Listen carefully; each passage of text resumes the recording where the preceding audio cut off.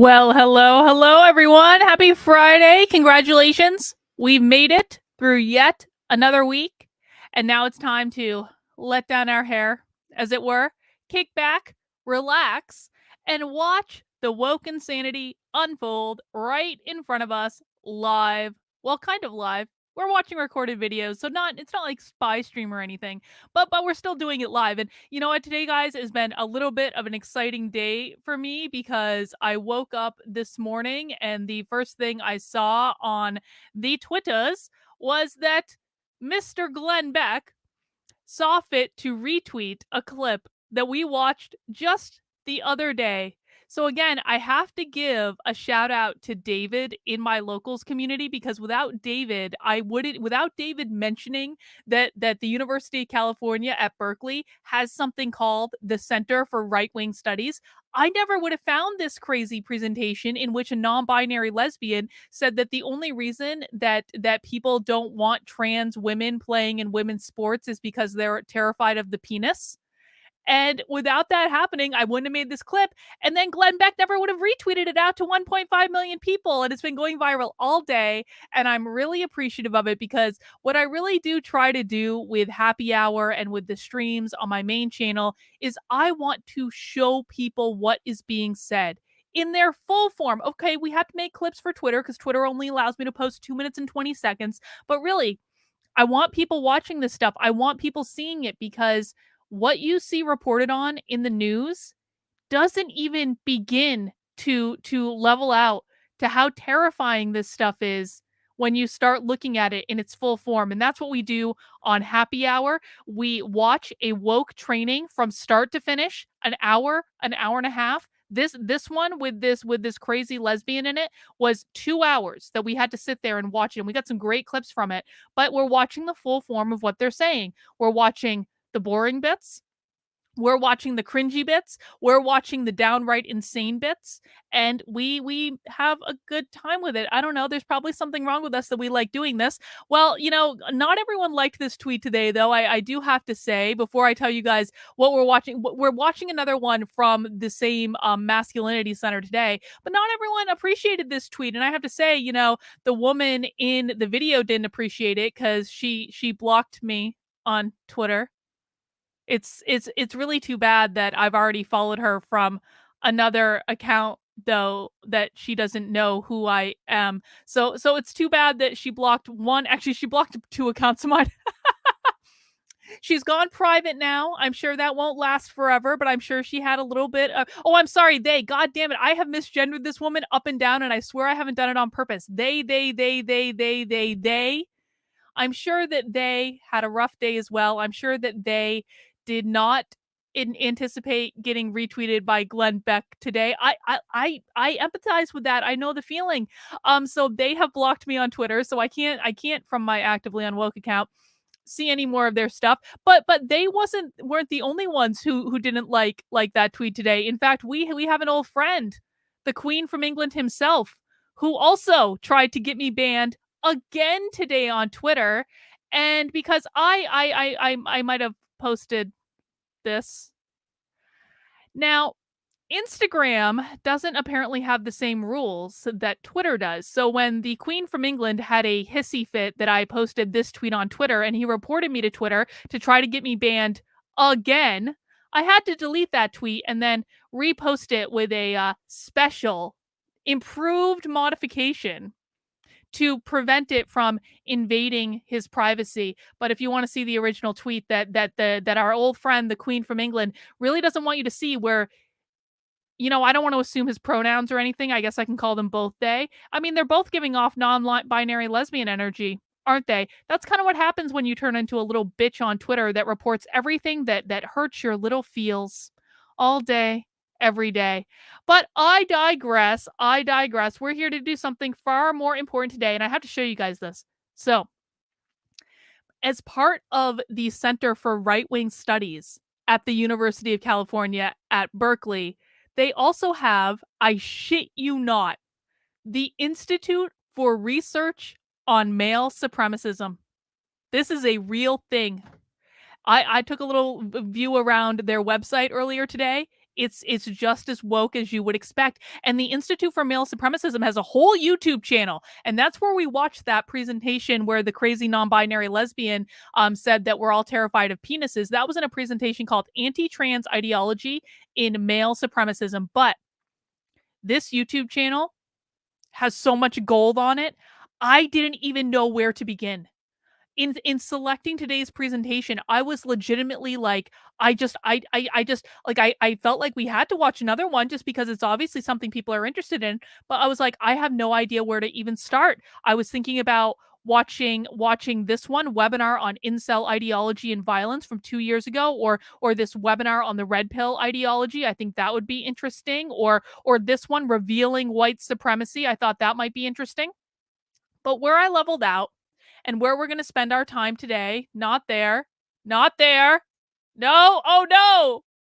Where I leveled out, where the hell did I level out? There I did. We're going to talk about that other stuff in a second.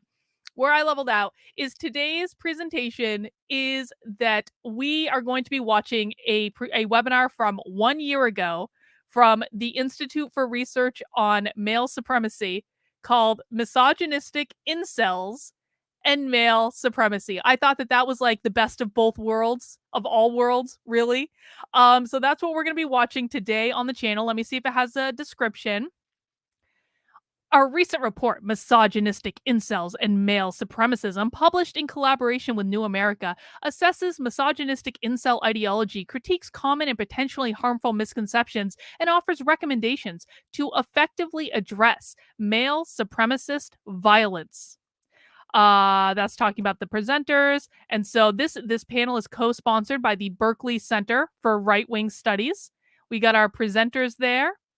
We got some PhDs, some gender studies majors. I think, guys, that this is going to be a banner day for happy hour. I really do. And I've made something really extra special for everyone because we do have Unwoke Bingo that we play for happy hour. But Unwoke Bingo was actually more like I created it to be more of like a critical race theory bingo game, and we're not watching critical race theory today, but I've done you one better. I have created for today only toxic masculinity bingo. Let me just put this in the chat so everyone can download their toxic masculinity bingo card. And I am, of course, streaming on, I think I'm streaming on Odyssey and Rockfin and Rumble. And so I'm going to put this in the chat for everyone that's watching on some of the alt tech platforms right now. And so we're going to be playing toxic masculinity bingo. Now, how this works is that every single bingo card is different. You generate your card, bing, and what you're going to get is a bingo card. Then you get a free square in the middle and then follow along. And every time a word is mentioned, you get that word. Or in some cases, like with Pepe, I said, if they even just have a Pepe photo, that's going to count as well. And Black Bill. Yes, blue Bill should have been blue pill. I'm sorry. Good spot there, Spirit Matter. That should have been blue pill. Blue Bill, I guess, suppose could work too.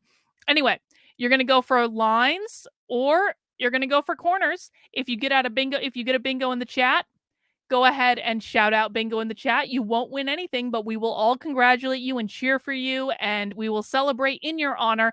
And once we get one bingo, like a line or corners, then we're going for blackout bingo, ladies and gentlemen. I don't know, could be a really good day for it.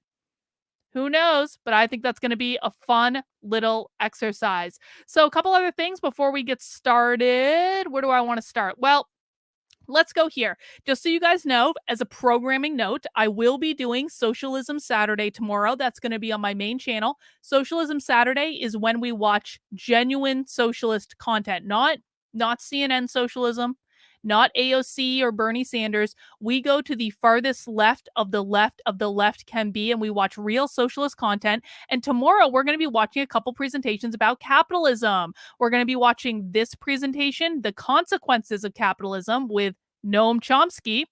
And then we're going to be watching this one, Keywords for Capitalism. These are both presented by Haymarket Books, which is the socialist book publisher that puts on the socialism conference that I am bound and determined to go to next year, incognito. Of course, I'm going to have to do something. I'm going to dye my hair or something like that. But This is the real deal.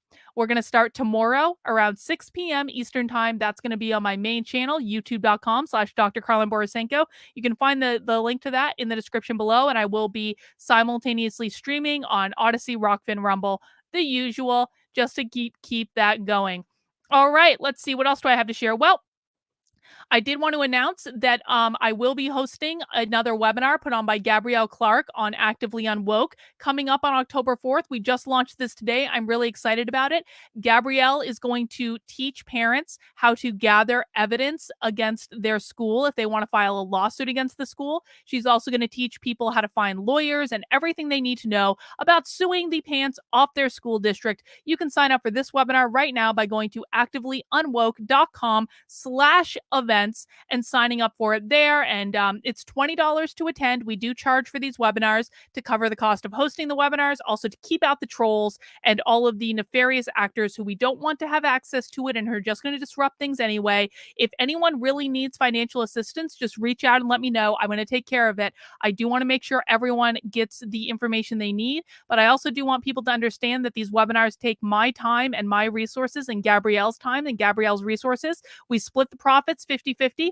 And it does help us to continue to be activists. Listen, I really have come to the conclusion that activism needs to be entrepreneurial. We need to be creating private businesses out of it. I'm not in favor of registering nonprofits to do this because I think it gives the government too much control and too much access. So I want to make activism a private business. That's part of why we do charge for the webinars, but it's only $20.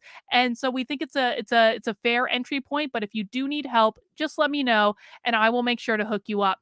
Incognito says, I got dibs on being incognito. Yes, you did, Incognito, and we appreciate you for that.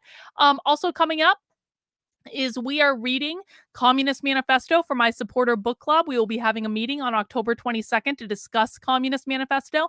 This is open to everyone who is a supporter on Patreon, Locals, Substack, and my Indiegogo campaign. I'll tell you about all those very quickly in a second. But if you want to get a copy of the Communist Manifesto, there are so many free ones out there.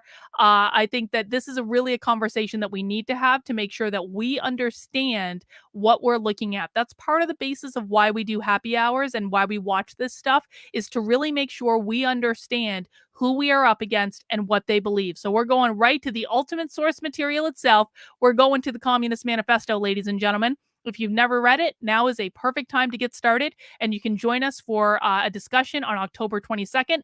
As long as you are a supporter on one of these platforms, you can go to activelyunwoke.com /support and sign up for Patreon, $5 a month, all the way up to $250 a month, depending on how much you want to give and what types of perks you want. If you don't want to give on Patreon, that's cool. You can join my locals community, $5 a month, $50 for the year.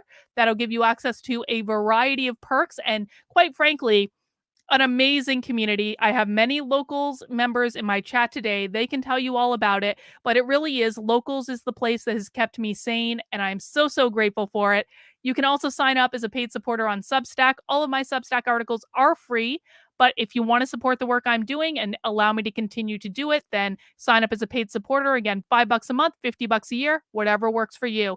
And also, the very last thing I'm going to pimp before we get into the drinks is, as you know, I am raising money to build a private training program to train 10,000 parents how to investigate the schools using publicly available information, to train them to do everything that I do, because what I do isn't rocket science, but it is a little complicated and sometimes it needs to be explained. So I'm building out a private training program to do just that. I'm raising money for it. I'm crowdfunding for it on Indiegogo right now. And you can help me out by heading over to unwokearmy.com/parents, learning about the program and sharing it.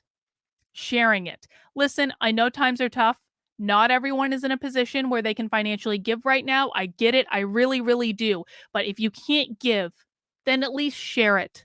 Share it with people that you know. Share it with parents. Share it with friends. Share it with people in your community that are concerned about what's going on in the schools. This is the way that we build an army to fight back against them. This is the way that we empower every parent with information to be able to walk into that school board meeting and nail their asses to the wall, to be able to go into the meeting with the principal and have all the data and all the documents that are available on their website or by FOIA-ing that information so that your principal can't worm their way out of anything. This is how we do it. I want to download all the information in my head and get it into the arms and minds of as many parents as possible. That's what the Schools Exposed program is about. You can find the crowdfunding program for that right now on Indiegogo for another 34 days. And you can help me raise money to make sure we get this program in front of as many parents as possible. All right, that's all the shilling I'm going to do for right this second. But we have one additional order of business. Because this is happy hour, I have some beer. And we have a tradition at happy hour that you get to vote on which beer I drink first. So let me show you the selection for today, and then I'll put a poll in the chat, and then we can vote on which one you guys want me to drink first. Hang on. All right. Now, the first one, I have to give a shout out to Bot. The first one was inspired by Bot. I saw it in the beer store. I'm not even sure what it is, to be honest. But Bot is going to understand. It is called Purple Drank. Purple Drank. And this is a gluten-free sour. It's a malt beverage of some sort. And it's Purple Drink. And Bot, this is a shout out to Bot because Bot keeps telling everyone that to join my cult, you got to drink the purple Kool-Aid. So now I might literally have a purple Kool-Aid in the form of a beer right in front of me. And that is going to be our first option for today. Hang on, let me just update the poll. Purple Drink. Now the next one is an Imperial Raspberry. I almost didn't get because I don't like drinking Imperial beers on the stream because Imperial beers are really alcoholic, but I had to. It's called Hard Raz. And this is an Imperial Raspberry Sour, I believe. Yep, from Modest Man Brewing. It has a deep magenta hue, double fruited, ripened, luscious raspberries, intense aromatics. Hard Raz is going to be our second option. And now we're getting into the pumpkins. Because it's fall and I love pumpkin beer. Pumpkin beer for me is either hit or miss. It can either be really good or really bad. But I have two pumpkin options for today. The first one is cake with a pumpkin and a star. And this is a pastry beer brewed with coffee and pumpkin spice coffee cake. So this is a pumpkin coffee cake beer. Not too shabby. Pumpkin coffee cake going in the poll. And then our last one is from Pipe Dream Brewing. And I'm not sure what this is either. This is a pumpkin French toast.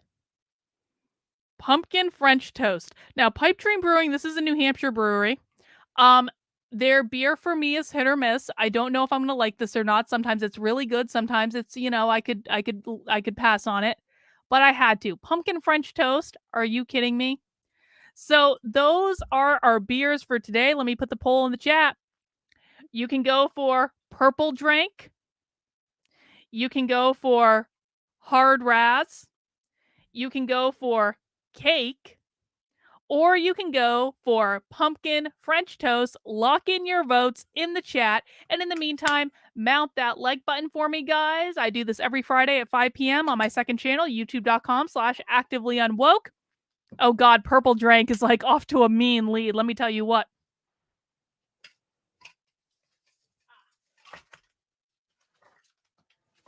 Sorry, I got to get my cooler bag. Yeah, it looks like it might be a Purple Drink kind of day.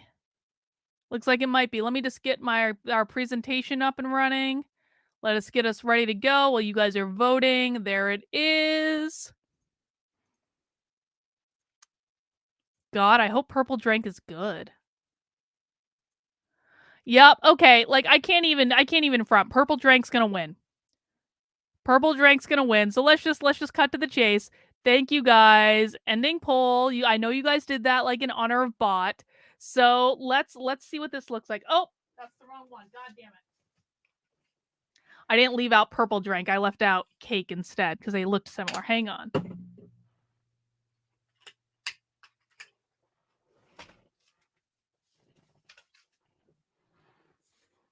All right.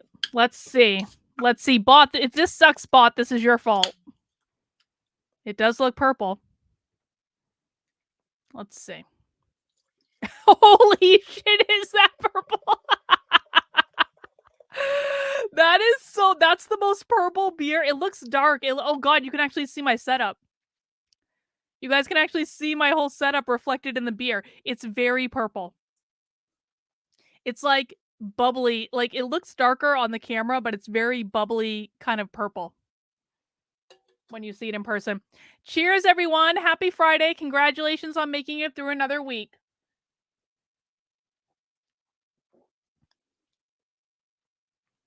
It tastes like grape Kool-Aid. It really does. It tastes like grape Kool-Aid. Now, they have other flavors. This is from Urban South Brewing. And I think I saw they were in Texas. Yeah, Houston, Texas, the home of Gabrielle Clark. This is from Urban South Brewing. I did see they had a strawberry one as well, and they probably have some other flavors as well. So definitely check that out if you see it. Tastes just like Kool-Aid. Just like Kool-Aid. All right, guys, let's get this party started. We are watching Misogynistic Incels and Male Supremacy. Overview and recommendations for addressing the threat of male supremacist violence. Let's get this party started, guys. We got an hour and 42 minutes to go. We're all going to make it. If you get bored, just hang in there. I promise at some point they're going to say something crazy. And that's when we can clip it and put it on Twitter and make it go viral and make them lock their accounts, which I think is best case scenario for everyone. All right, guys, let's get this party started.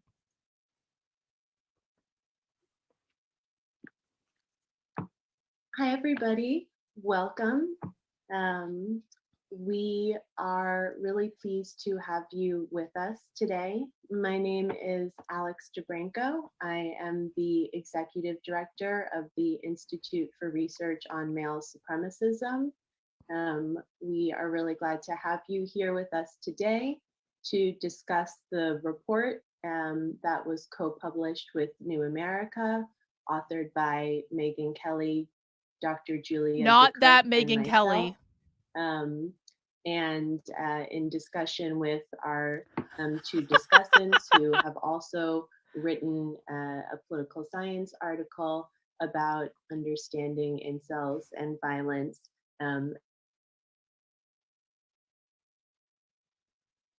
Thank the Berkeley Center for Right-Wing Studies for co-sponsoring this event with us as well today. She does have the hair of a vegan. Questions from participants. I'm going to turn the volume up a little bit. Panelists that come up during the course of the event can be added using the Q&A function because of the sensitivity of this topic and that it tends to attract harassment.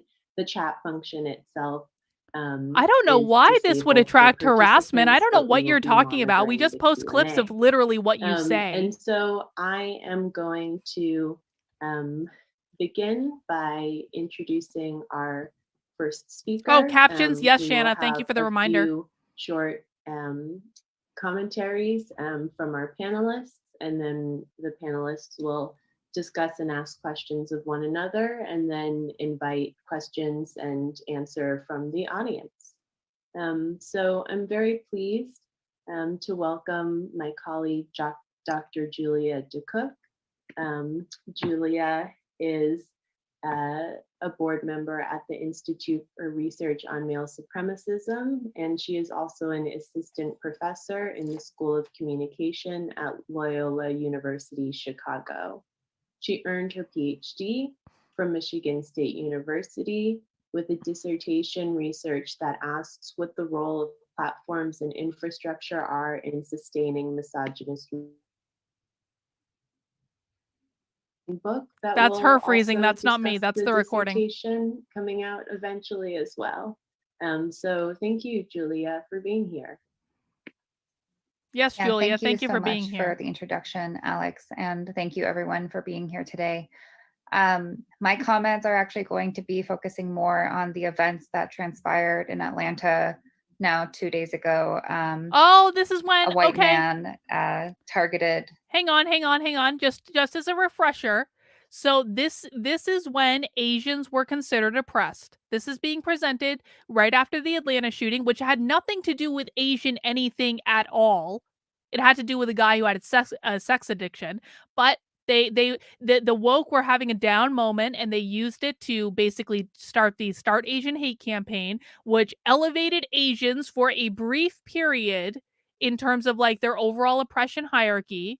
And then as soon as the Derek Chauvin verdict came down, literally the day the Derek Chauvin verdict came down, Asians went back down to the bottom of the oppression hierarchy. So this was presented in the brief period of time in which Asians were considered almost, though not quite, as oppressed as Black people. But they've since dropped down to the bottom of the list. Asian-owned massage parlors and killed 8 people, 6 of them being Asian women.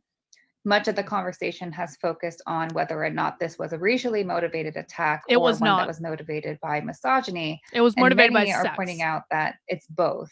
And unfortunately, as many of you may be aware, some of the early justifications for his attacks from the sheriff's department have pointed to the fact that this man claims that he has a sex addiction and that he was just having a bad day. As many people can imagine, this is kind of a, obvious example of how white supremacy sustains itself by, a white sheriff that justifying the violent actions of another white man.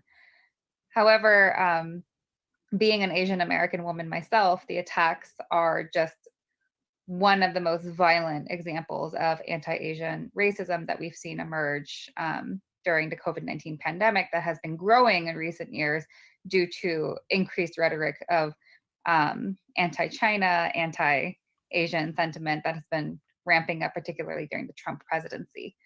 However, it's really important to note that this was an attack on Asian women that this man felt that he needed to inflict on them due to the fact that he wanted to eliminate them as a source of temptation for his quote unquote sex addiction. Obviously, there are a lot of factors here, but white supremacy, misogyny, Christian fundamentalism, and ideas of purity and being the people who enforce morality are all things that are deeply intertwined in this killer's actions. I would also like to take a moment and to reflect on the lives that were lost. And I hope that those of you who are in the Asian American community are taking the time to take care of yourselves and to also acknowledge that this is just one more hate incident and there's been more reports of it happening. And Stop AAPI Hate actually came out with a report recently on the day of the shooting, actually, that hate incidents are nearing almost 4,000 since the pandemic began and they started reporting them. And women report hate crimes at double the rate of Asian men. And so this is just another example of how Asian women are disproportionately targeted by racist, misogynistic violence. And I believe that the report that we wrote about does briefly touch on the issue of race within incel communities. But the thing is that a lot of people try to label this as an incel attack simply because it was misogynistic, but misogyny and incels are two separate things.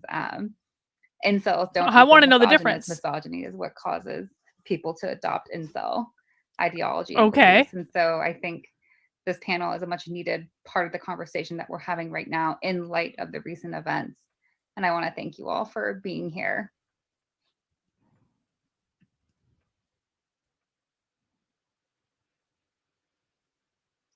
Thank you, Julia. So one of our co-authors, Megan Kelly, is based in Europe, where it is very late at night tonight. And so she provided us with some recorded comments on the report that we will play to be a part of the conversation. Megan Kelly is one of our co-authors on the report. It's an unfortunate name, not that Megan Kelly. Center for Gender Studies at the University of Basel. She's an IRMS fellow. Her dissertation analyzes red pill and black pill narratives as radicalization narratives into male supremacism.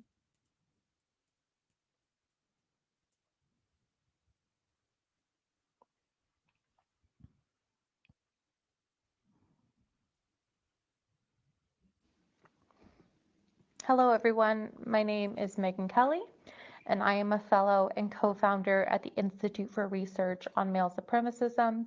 And I am also a PhD candidate at the University of Basel, where my research looks at red pill and black pill narratives as radicalization narratives to male supremacism, and specifically That bingo card's I'm like already looking at half filled up. misogynist incels and MGTOWs, or men Oh going their own God, ways, MGTOWs. That's a whole other radicalization fucking nightmare narratives. of like insanity. Previously, MGTOWs are crazy. for my master's thesis, I conducted a digital ethnography of 2 incel forums, both misogynist incel forums, where I looked at identity formation, violence, specifically promotions of violence, and gatekeeping on these 2 misogynist incel forums. For my comments on our report, I wanted to share a bit about our motivation in writing this report and briefly on the misogyny and dehumanization of women that happens in misogynist incel forums. So this report came about largely because we had noticed increasing coverage and interest in They online do. incel communities, They do. especially They have a whole YouTube as channel. misogynist incels have perpetrated several violent extremist attacks. However, we found that some emerging work on misogynist incels and proposed preventative and counter-violent extremist interventions seem to miss the mark in identifying the role that misogyny plays in the online incel community and in understanding how misogyny operates more broadly in our society. And that some of the suggested tactics and interventions to address misogynist incel violence seem to include potentially pushing incels to different types of misogyny, as it did not address the underlying misogynistic motivations that unites this group. We also noticed that there's been a tendency to not call misogynistic violence misogyny or male supremacist violence, and instead call it incel violence, even if the perpetrator did not identify as an incel, and even if the perpetrator was not part of any kind of misogynist incel space or community. But just simply by having misogynist motivation, they were called incel instead of calling them a male supremacist or being motivated by misogyny. And that problem with the mislabeling with calling anyone associated with misogyny an incel is that, one, it muddles our understanding of misogynist incels and therefore can result in flawed recommendations on how to prevent violence coming out of this community.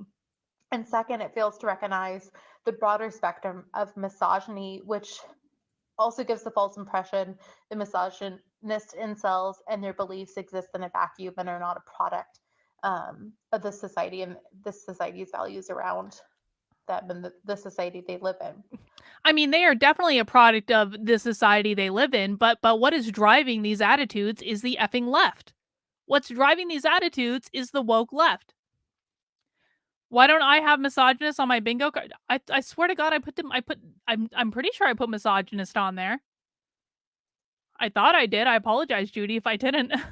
I made the bingo card very quickly. I did the best I could. But no, the incel community is a response to the woke left.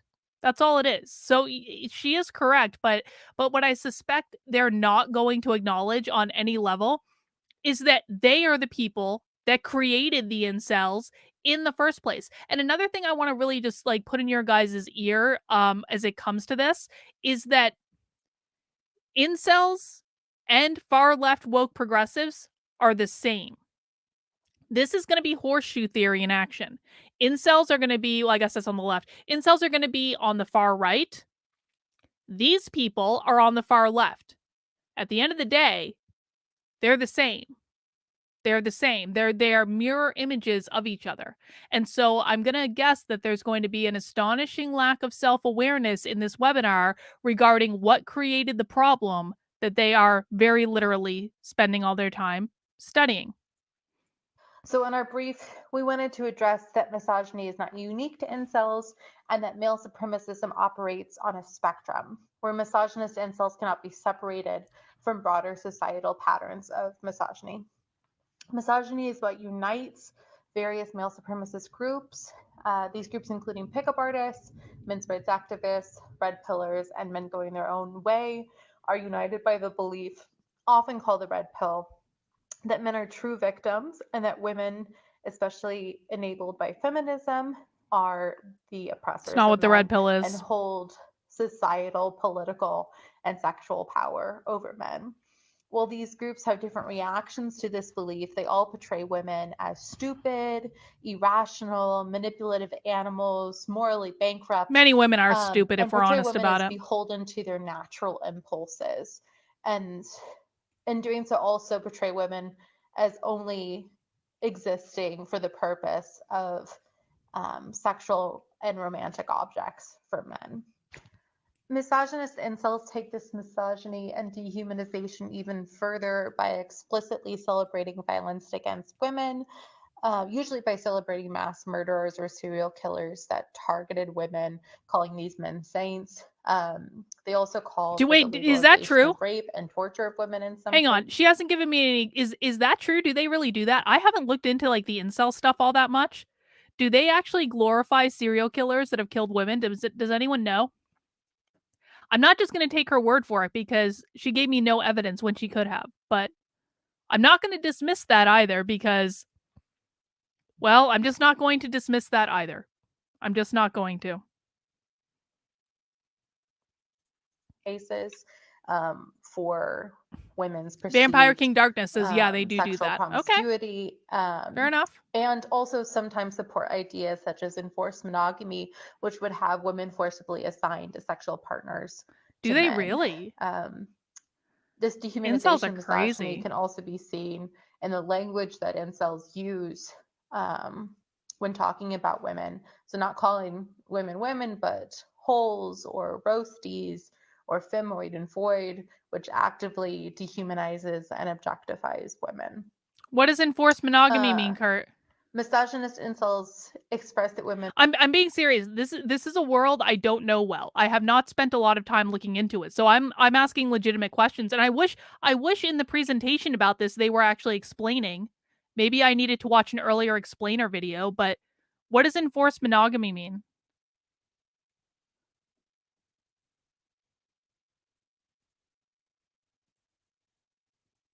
I hope Kirk is typing me an answer. I'm sure he is. I'm sure. Oh, he is. Thank you, Kurt. I appreciate it. Enforced monogamy means societies or species where lifetime mating is normal. But then how is it enforced? It's like a cultural norm? That doesn't sound so bad. Like it would be frowned upon if you like it would just be like frowned upon and like culturally like, you know, shunned. Okay, I got it. So societal pressures. Okay. Thank you, Kurt. Are at fault for the suffering and misery of incels, which is similar to other male supremacist groups. But misogynist incels really hit on this point that women are then deserving of ridicule and punishment and violence against them as a result, which you sometimes see in other male supremacist groups, but is perhaps most visible among misogynist incels. While misogynist incels and other male supremacist groups use Brooks, more extreme good to see you. and dehumanizing language and glorification Nuclear. of violence, their belief systems and ideologies are developed from and supported by the cultural and societal context in which they live. They're not created in a vacuum. And that culture in which they live is one that fails to mitigate violence against women and girls and values women only for the sexual romantic fulfillment of men and teaches men that they are entitled to women for this fulfillment. And so because of this, it's incredibly necessary to not only understand misogyny and how it appears in misogynist incel spaces, but also how these broader cultural ideas are feeding in to the development of this extremist identity and ideology.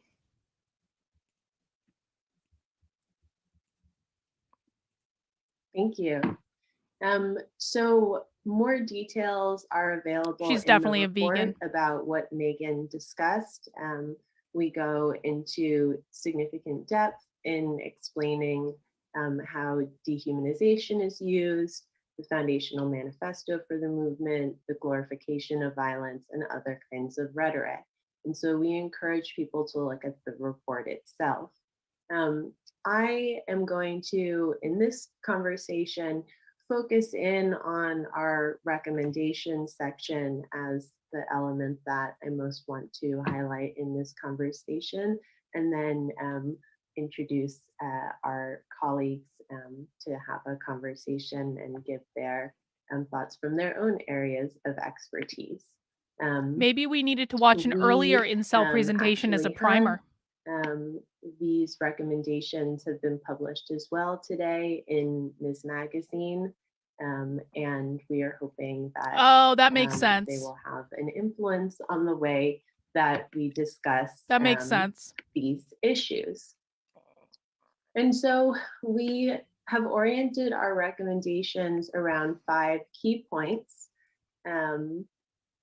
Based on both what we have seen in the existing literature about misogynist incels and violence and how to address it, and also then our own research and what appears important.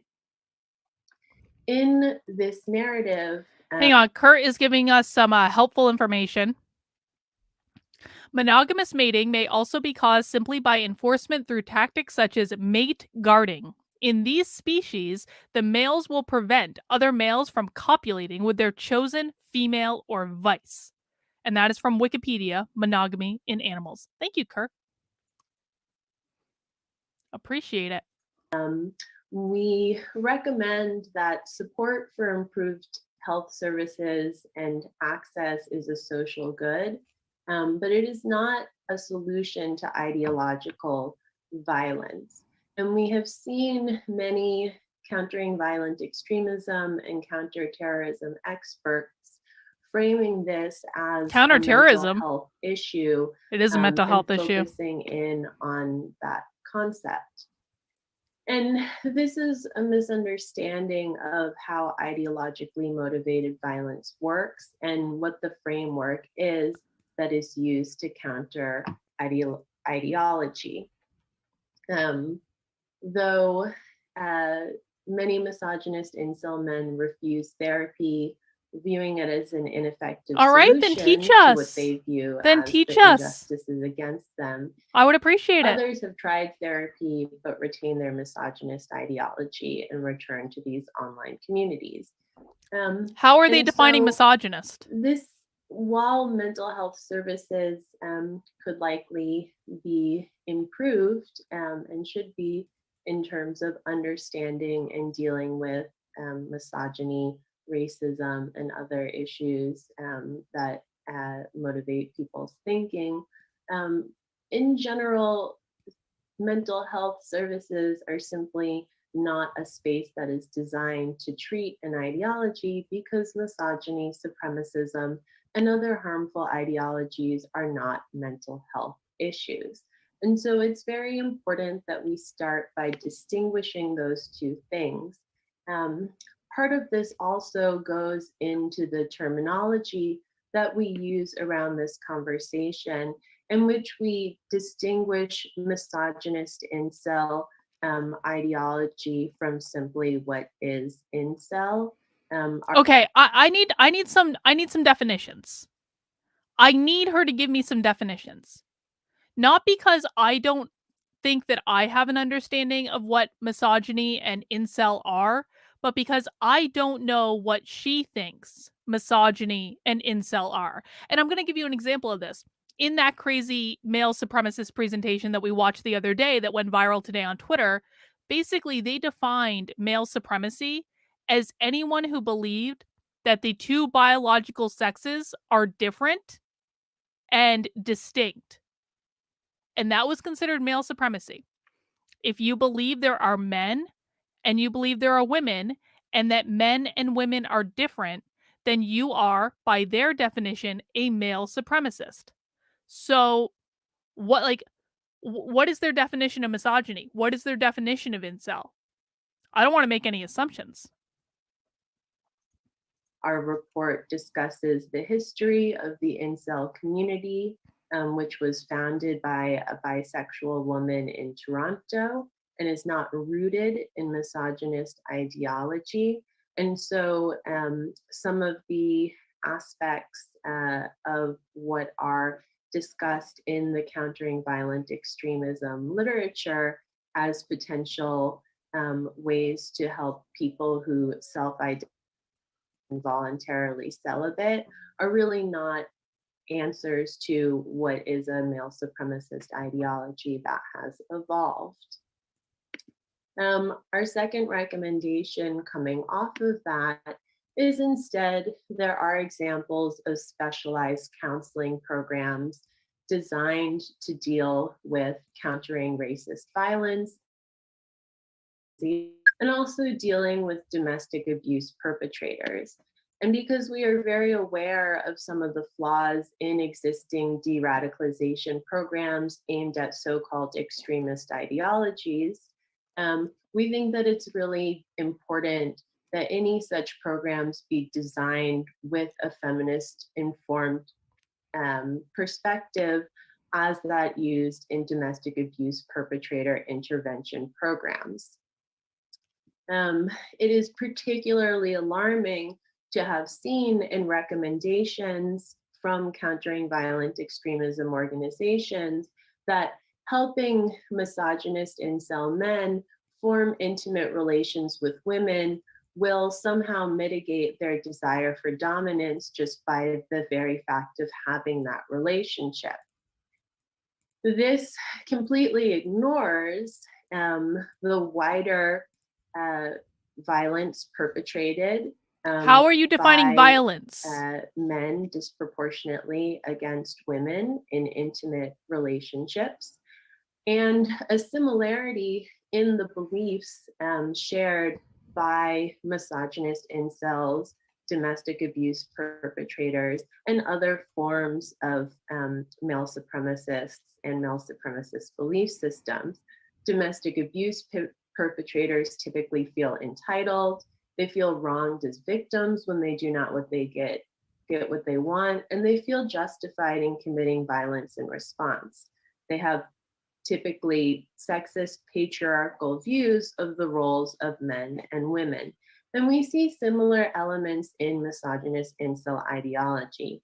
And so we really recommend that misogynist mass violence be understood as existing on a continuum, along with other gender-based harassment and violence, including intimate partner abuse, stalking, rape. Do these people just think that all men are violent towards women? And because that's kind of like how I'm hearing this. Is that what other people are hearing? That she kind of just thinks that like all men are naturally inclined to be violent towards all women, and that it's just like a spectrum of like how like some men are more violent than others?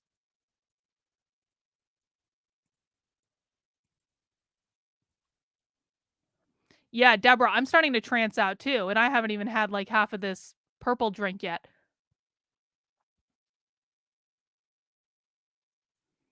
Brooke says, I think that domestic violence perpetrators are more balanced between the sexes than gets. I actually, I would agree with that, Brooks. Women like can get physically violent with men. Like, not all domestic violence is just perpetrated by men. She might be a female incel. That might be true. All right, let's keep going. And murder, that these are elements of the same misogynist ideologies.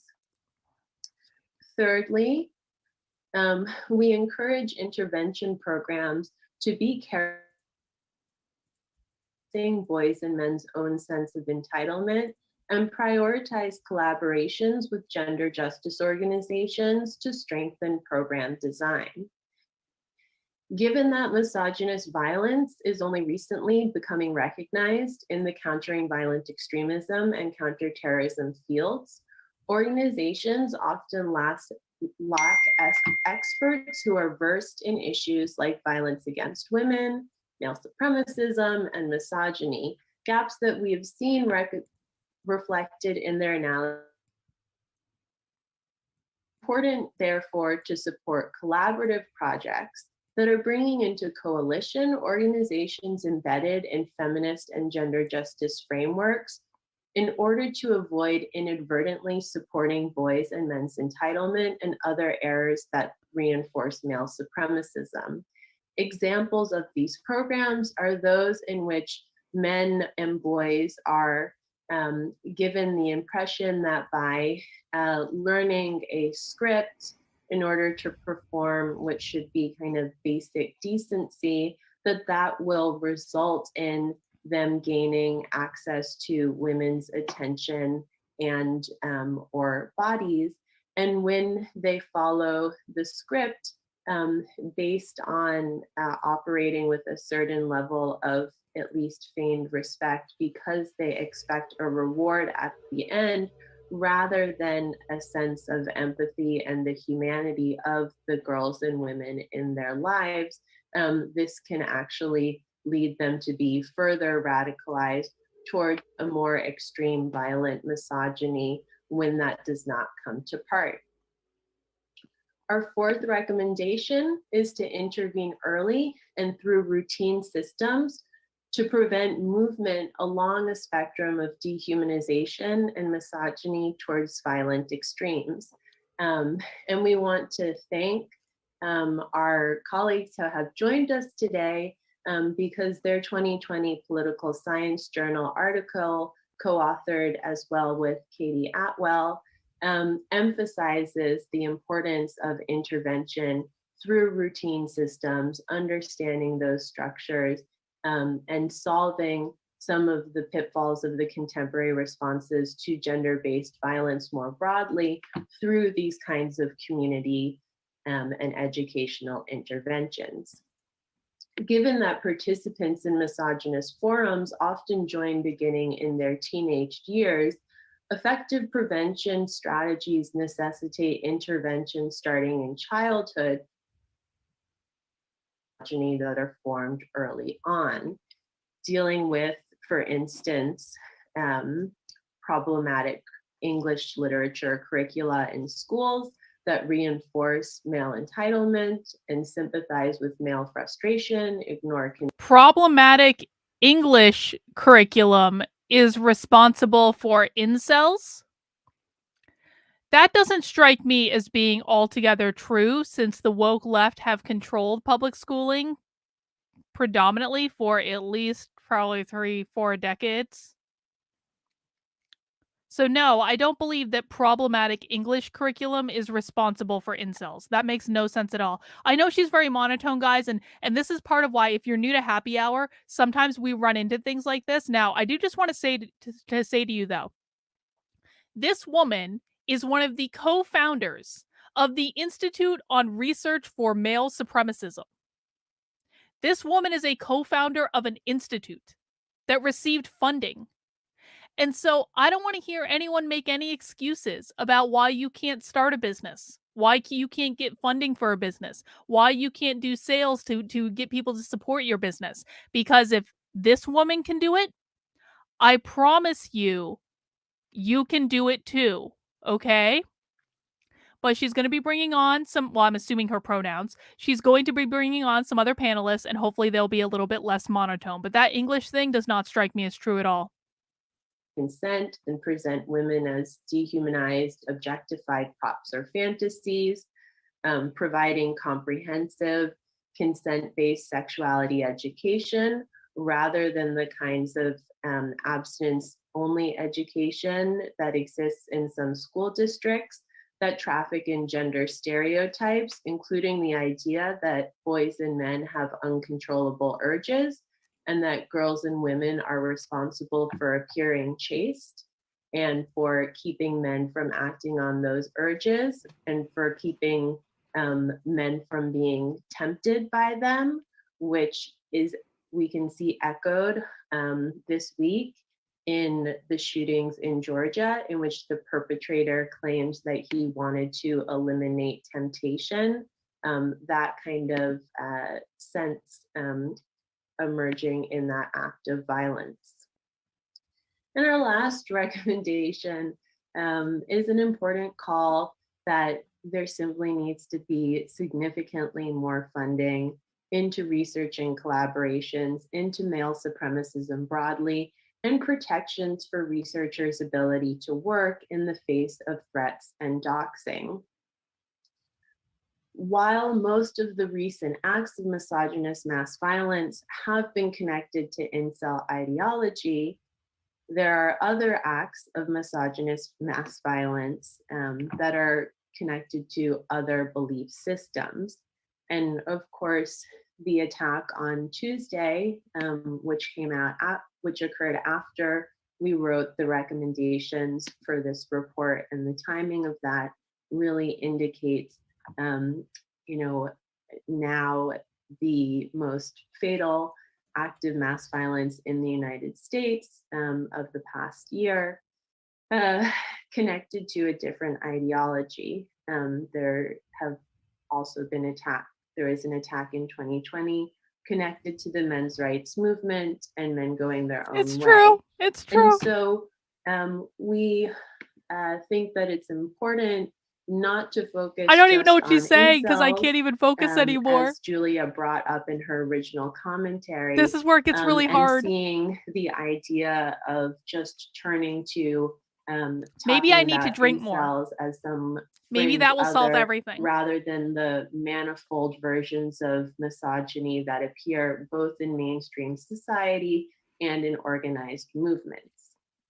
And in thinking about tech solutions to misogyny, racism, and other forms of hateful or dehumanizing speech, while many of these interventions have focused on deplatforming perpetrators as a way to deal with this, individuals doing research in this area, particularly women and women of color, are subject to harassment and doxing through doing this work, which can make it difficult and impact the ability for researchers to work in this area.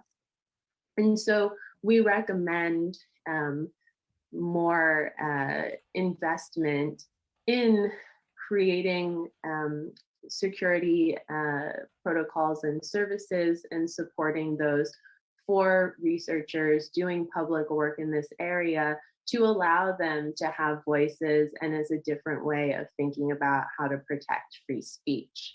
And we want to mention that we do thank the Urgent Action Fund for Women's Rights, because they do make grant making towards digital security protections for people working within the women's rights field, and the co-authors of this report have benefited from that.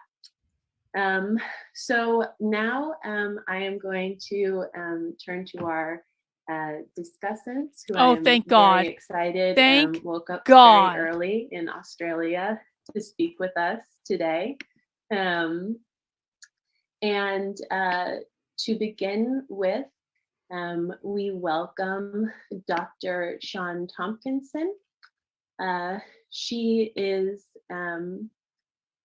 completed her PhD in Gender and Game Studies at the University of Western Australia.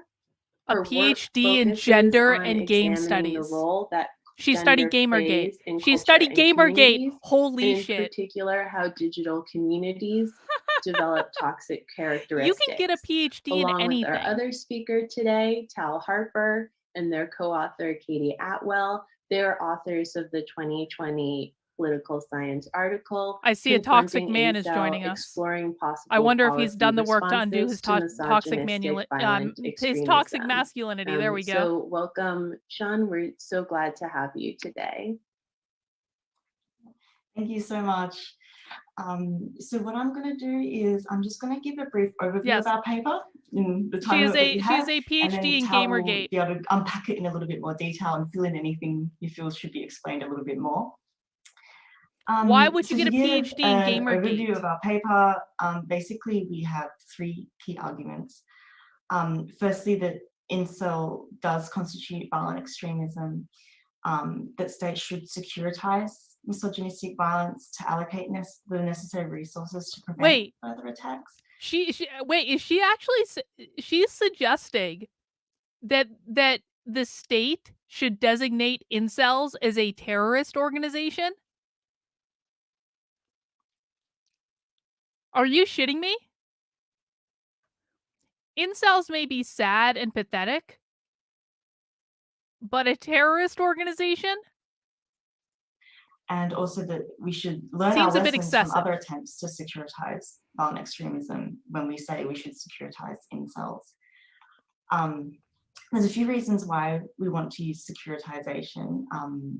Firstly, securitization, it elevates the threat above gender wars, because quite often, obviously in the US but also in Australia, we see situations where a woman is raped and murdered, it's discussed as a private issue and not a public issue. And then it just becomes arguments about gender rather than anything else. So we say, okay, if we securitize incel, we say, okay, let's elevate it above these people complaining in Parliament that doesn't really get anywhere. Hang on. No, Zacho, it's actually even worse than this.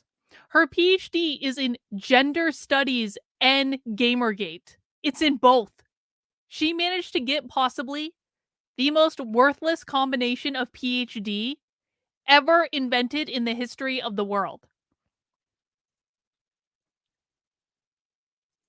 And let's say, yes, it's a public threat and something we should all be concerned about.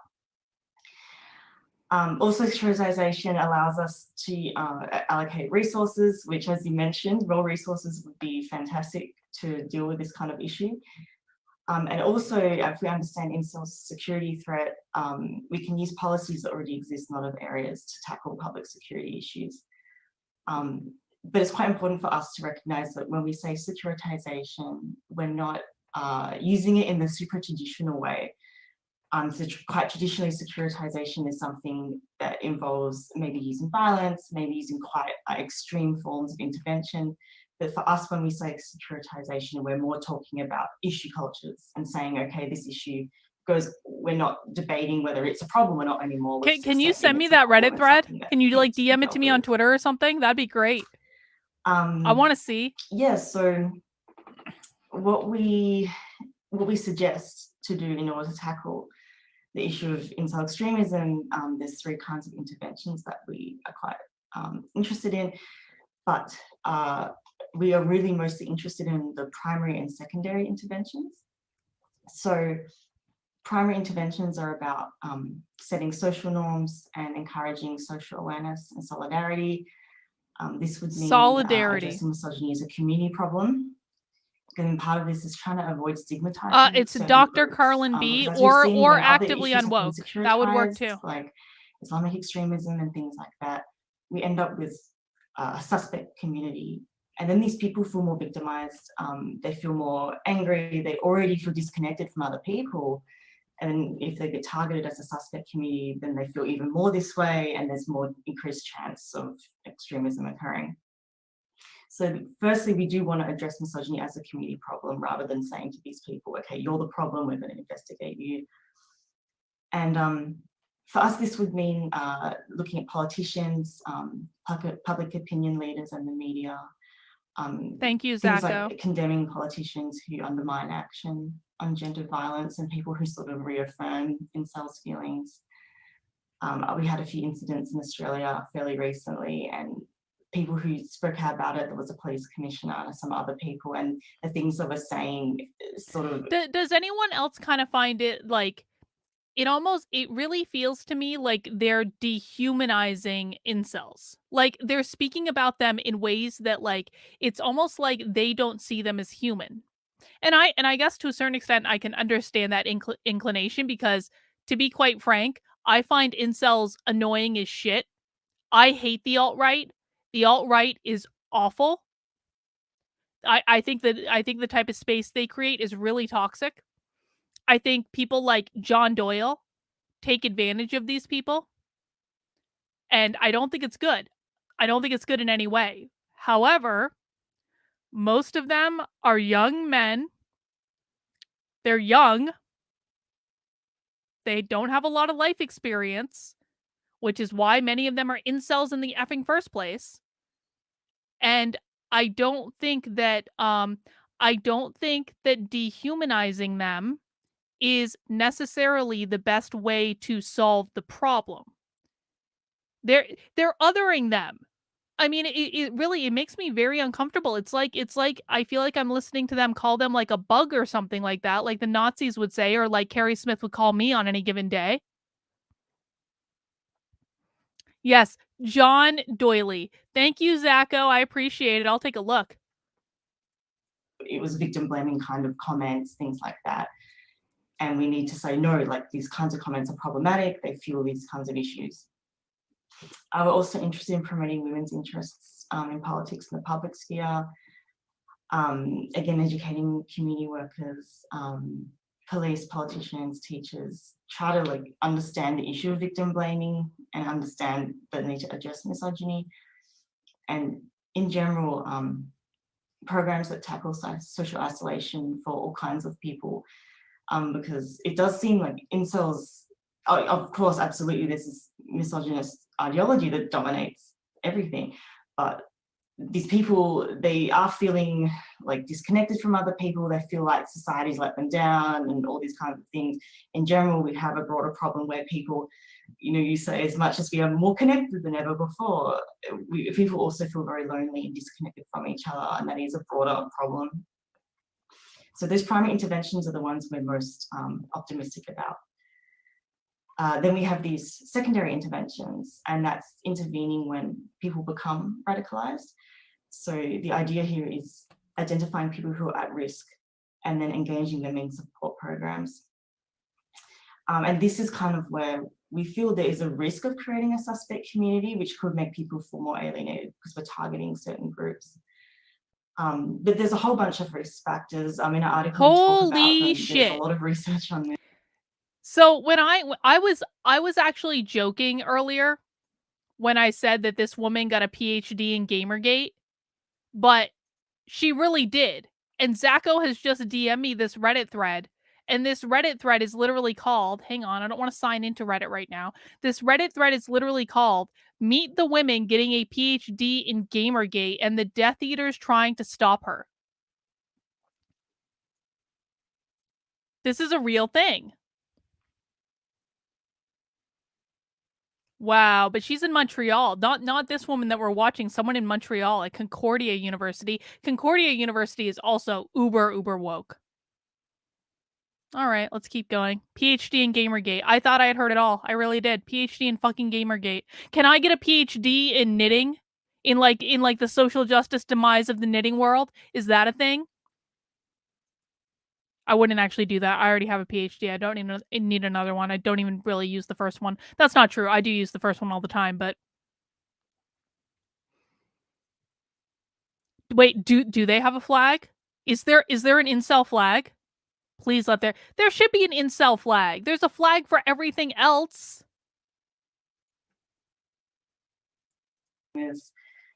Things like people who disconnect themselves from others, maybe they've been bullied, have low self-esteem, feelings of underachievement, you know, quite obviously from recent instances as well, like engagement with alt-right or far-right groups that some quite often do have links with misogynistic attitudes. These kinds of things are suggested to be indicators that it's possible that somebody will commit violence. Not necessarily they will, but indication.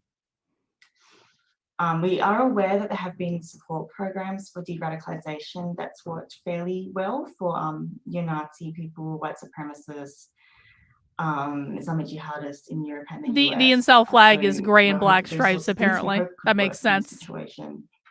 And specifically here, we're thinking about providing new gender scripts. So talking about behavior and establishing what kind of behavior is and isn't acceptable.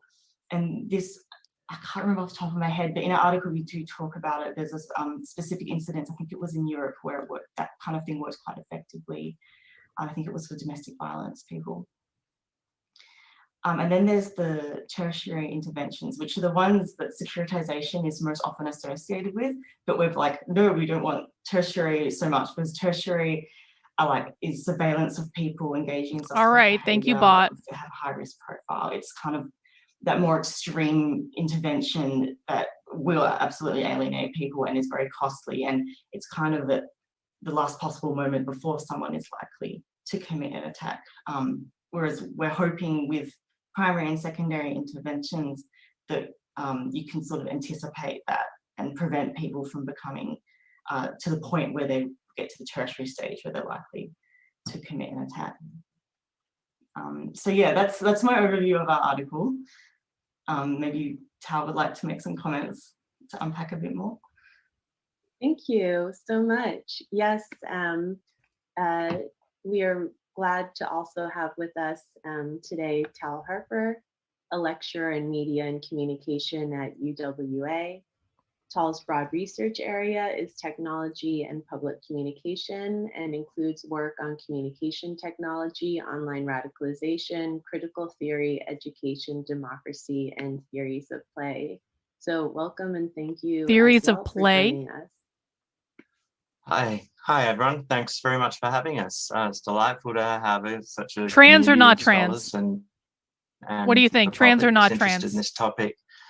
I think Sian did a really good job of unpacking our argument. I think what I'd just say to add is to say, look, what we thought we were doing was something really clever here. We were actually motivated by a particularly vicious attack on a lone woman walking at night, where we just thought, look, something's got to be done, and it was motivated in a way about does this person have an Adam's apple? The way in which the political discussion about these attacks broke down. I'm thinking not trans, if I'm honest, gender but wars of well, not all men, versus this is a gender problem, or this is something women are inviting upon themselves. Terrible stuff. Which we found completely unproductive. And so what we thought is INCEL presents in a way an opportunity to I think he's Australian. Rearticulate gendered violence and misogynistic violence as a broad social problem.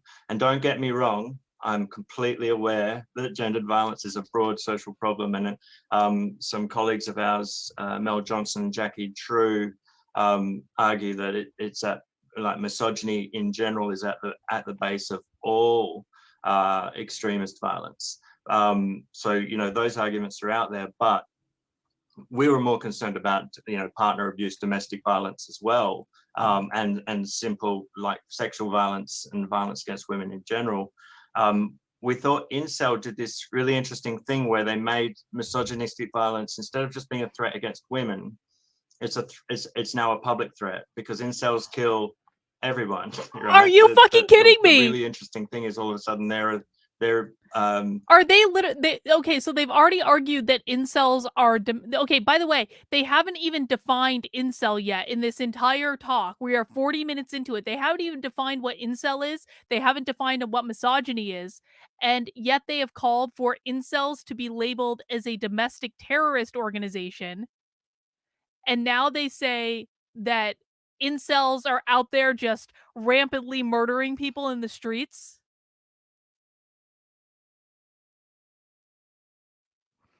I'm pretty sure this is actually a dude. I'm pretty sure. He's a good ally. Other forms of violent extremism, they're killing indiscriminately in order to kind of gain attention for what they're doing. That's literally what he's arguing. They're just killing out in the street. Been a trigger in the past for governments to kind of say, okay, we have to do something about this. And so we thought, well, surely if our government is going to police things that's like not true. Religious extremism, that is unhinged from reality. They will also want to police misogynistic extremism so vehemently as well. And of course, then we went back and kind of compared it and said, okay, is this kind of incel misogynistic violence similar to other forms of violent extremism and ideological extremism? And yes, it is. Then what's the best possible way to deal with that from a policy perspective? And it was obviously at that point we realized how horribly governments have conducted I wonder if the Queen is an incel. And policy against Islamic extremism. I kind of think he is. And all the failures that have been involved in that. And so what we did then is kind of go through the Hmm. policies and say, okay, well, what would be the best Makes so much more approach to sense when you doing look at it this from that lens, so as doesn't it? not to create a suspect community here, so as not to allow it just to devolve into gender wars, and to make sure that, yes, we actually have some levers to pull and some, you know, a list of things to do that we can do in order to make sure we reduce the risk of misogyny to both the public and to women as well. And yeah, look, as Sian detailed really well, a lot of the evidence suggests that it is dealing with it on an ideological level is absolutely crucial. And it seems that that's what your report is What's suggesting as VOCEL? well. To actually think about this as like, well, if you don't deal with the ideological roots of this extremism in some way, you're never going to deal with it. And certainly doing the thing where you wait until somebody's about to, you know, pull a gun or pull a knife is waiting till it's too late. Although it was fascinating, it was just fascinating to do the research and find, like, in the United States, for instance, they brag about their capacities. They've got these like fusion centers of high intelligent kind of security operations where they can like detect anybody that's doing anything that's possibly to do with Islamic extremism. And yet they're not applying that to misogynistic extremism. And it's like, well, if not, why not? And so, but that's, yeah, the tertiary phase. Really for us, it was about having a way to say to public figures, politicians, and thought leaders, every time that you say something that either makes men feel more persecuted or makes violence against women seem more justified, you are actually doing something that encourages terrorism, that encourages. Okay, okay, I just want to make sure I understand this. Are they suggesting that all incels are all violent towards women? Can someone be an incel without being violent towards women? A security threat to the public of Australia or the public of the world. And because of that, they're all a security threat and need to be that labeled as domestic terrorists? Causes people to think more carefully about statements that they make. So yes, I'll leave it there and leave it open to questions. I do think I'll play that back. I'll play that back with on the 169. I will article play fairly that back. Okay, I'll play back a little bit. Extremism, and yet they're not applying that to misogynistic extremism. And it's like, well, if not, why not? And so, but that's, yeah, the tertiary phase. Really for us, it was about having a way to say to public figures, politicians, and thought leaders, every time that you say something that either makes men feel more persecuted or makes violence against women seem more justified, you are actually doing something that encourages terrorism. Wait. That encourages. Hang on. I wrote an article for Forbes a while ago when Forbes was still letting me publish on their platforms, back before I wrote this article. This was the very last article I wrote for Forbes, and I think you're going to find why I don't write articles for Forbes anymore. I wrote an article about men who have been falsely Me Too'd. I wrote an article telling the stories of men who have been falsely Me Too'd, talking about how sexual harassment investigations in organizations need to change to make sure that men are not falsely Me Too'd and experience that label for them for the rest of their career. That article, by the way, is still up today. I still get comments on that article. And so what this guy is arguing is that me writing an article for Forbes in which I said that there are some men who are wrongly Me Too'd and it's really bad and that shouldn't happen, that makes me an incel terrorist. Because I justified that sometimes men really are wronged. I also wrote another article for Forbes, and they didn't like this one either, about the fact that the gender pay gap was a myth. They really didn't like that one. They were pretty pissed that I wrote that one. Which is true. But you're telling me that I supported domestic terrorism because I wrote an article saying there are actually legitimately some men who are falsely Me Too'd and those men have their careers ruined and it follows them around for the rest of their lives and it's not acceptable? Okay.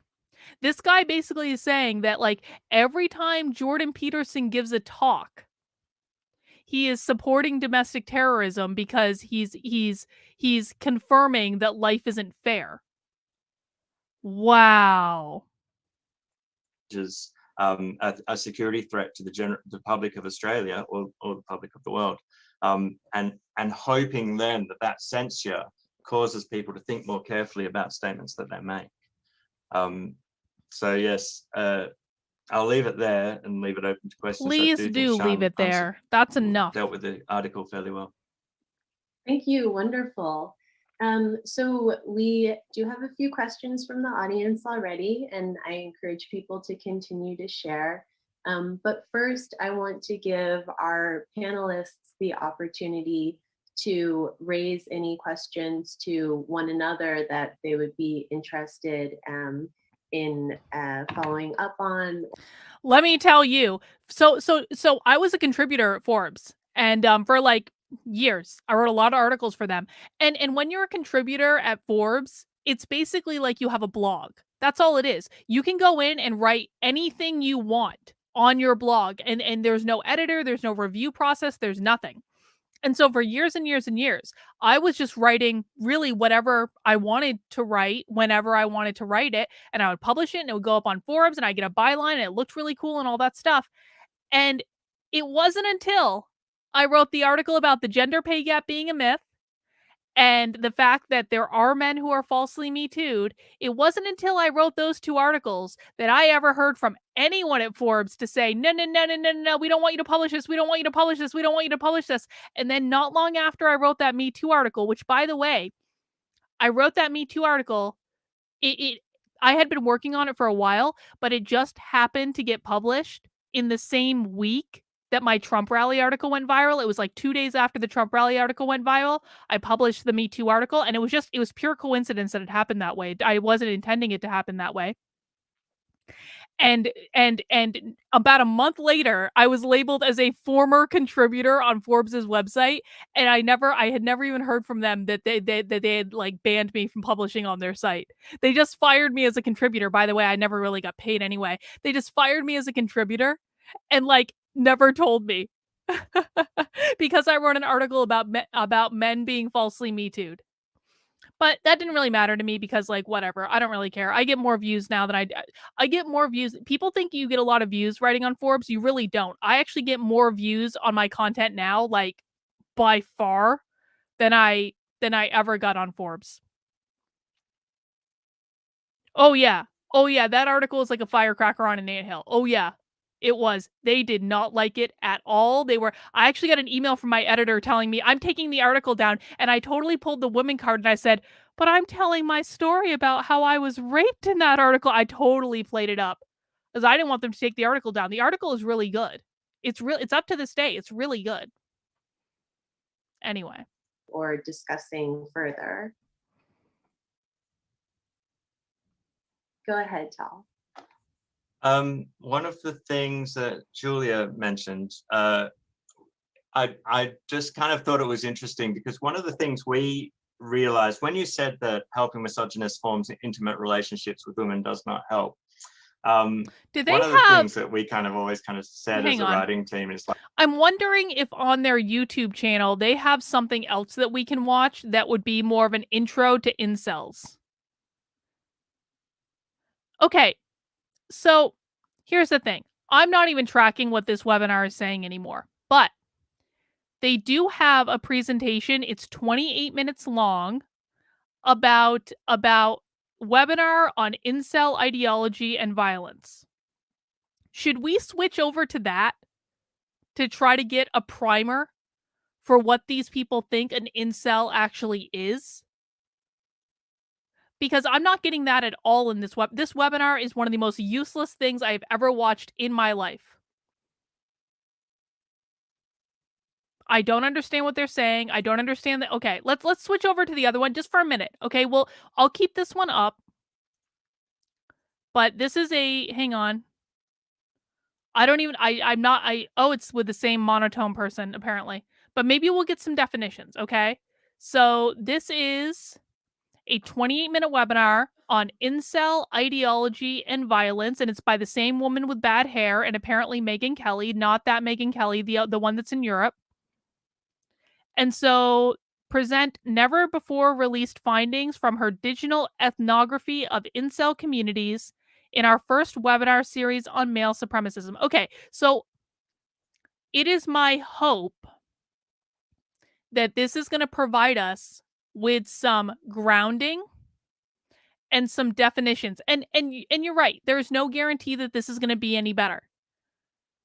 But I really want to know what their definitions are. I want to know what they think an incel is, because I didn't get that at all in the first hour of that other webinar. So we're going to go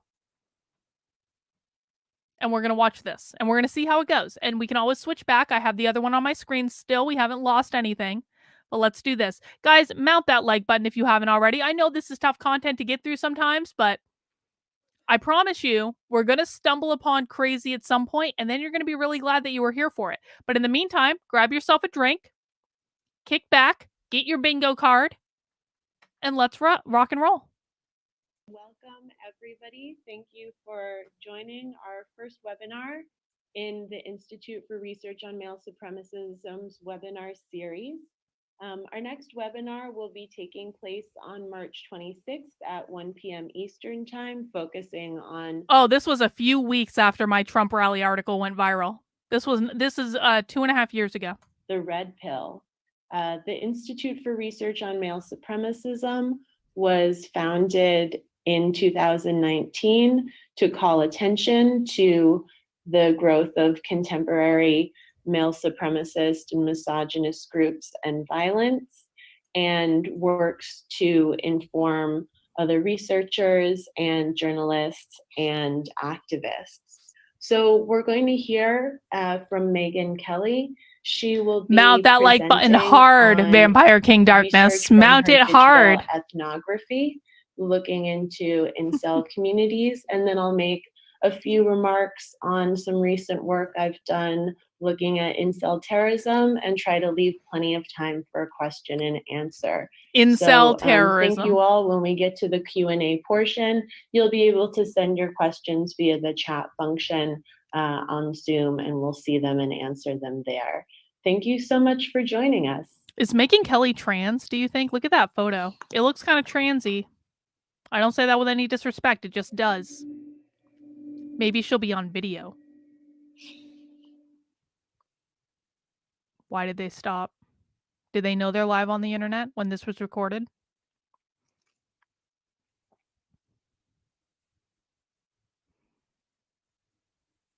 Why did they stop talking? It's still playing. What's going on? Oh. Hello. My name is Megyn Kelly. The topic I will be discussing today is on incels, also known as involuntary celibates, and their current online forums. For my master's thesis, I completed a 5-month digital ethnography of 2 online incel forums. This presentation is an overview of that research and my findings.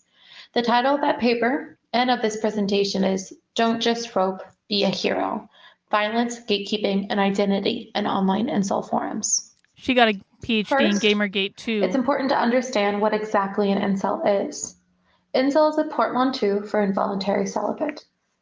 Essentially, the individuals who are members of the forums I studied blame women for their supposed involuntary celibacy. These are extremely misogynistic forums where incels feel entitled to women and their bodies, but also regularly advocate for violence against women for not wanting to have sexual contact with incels.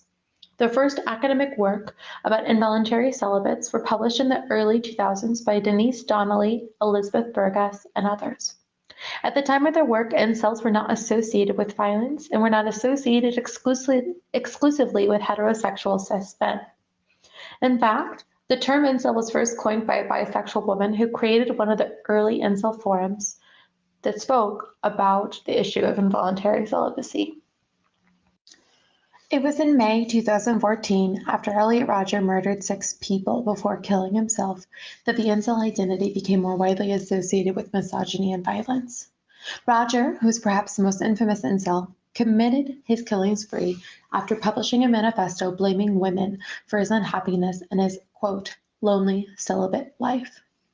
While this was certainly not the first killing linked to misogyny, Roger's attack brought to light proto-incel forums like PUA hate, also known as pickup artist hate, later known as slut hate, and led to the association of the incel identity with violence and misogyny. On the forums I observed, incels generally believe that looks determine the likelihood of all sexual success, that other factors like personality do not matter when seeking out or forming relationships. They believe that women choose sexual partners solely on physical characteristics of their mate. They believe that women seek out so-called chads, or men who embody what could be considered hegemonic masculinity. You know why I find this so ridiculous is and maybe this is just me, but I don't think it is. I have never found someone that incels would consider a chad. I've never found that type of man attractive at all. And I'd be interested to hear from other women that are in the chat. Like, I've never found that type of thing to be attractive or appealing in, quite frankly, like any way.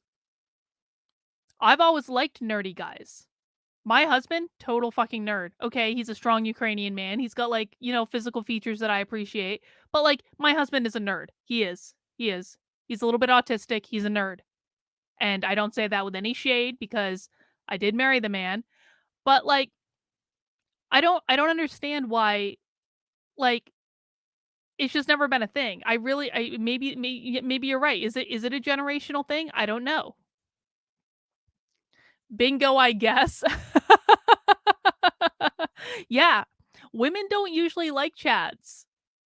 You want to know why? Because they're annoying. Like, I dated, oh my God. When I was in college, I dated some of the most beautiful fucking men I've ever seen in my life, and they were annoying. They were annoying.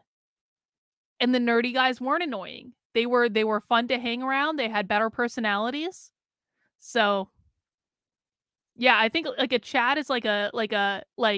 It's like this dude right here on the right. It's like the preppy jock with the good body and like the convertible, the captain of the football team. So the incels would say that we're lying? No. That's not true at all. That's so sad though. It's so sad that they think women won't like them just for them.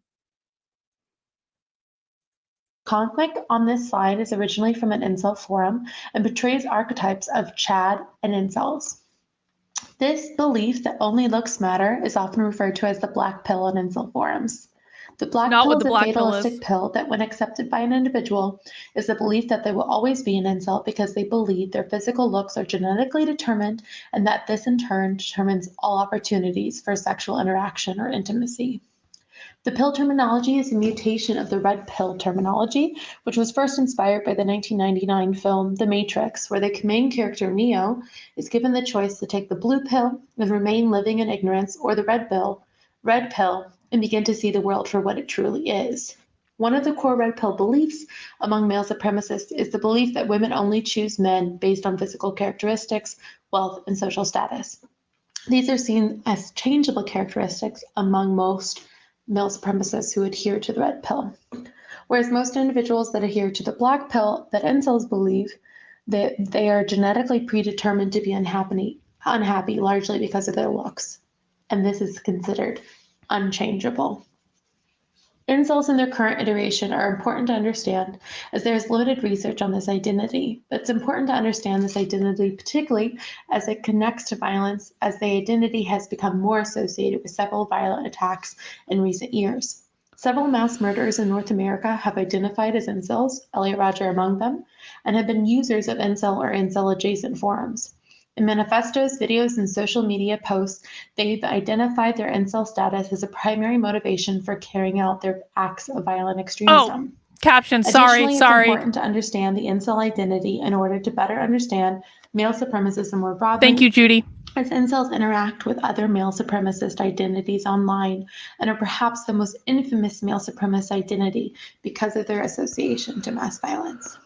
Forums have become the primary location for incels to meet, communicate, and spread their belief, which is why decided to focus my research on 2 forums, and several of these forums have been shut down for explicitly promoting violence, especially violence against women. So though incels sometimes deny that they're actually linked to violence or claim that people like Elliot Rodger were not actually... Here's the thing. Here's the thing. When you are in online forums, you cannot make the base assumption that you are supposed to take everything that everyone says literally. This gets people in trouble on Twitter all the time. If they take something literally that is not meant to be taken literally, that is meant to be a joke or sarcasm or trolling or whatever the F, you're going to have a completely different meaning than what the person actually intended. And so what I'm hearing from these researchers, from the Gamergate PhDs, is that they are going into these forums where like nerdy, isolated men hang out, and they're reading all of their posts in these forums in the most literal possible way that you can read something.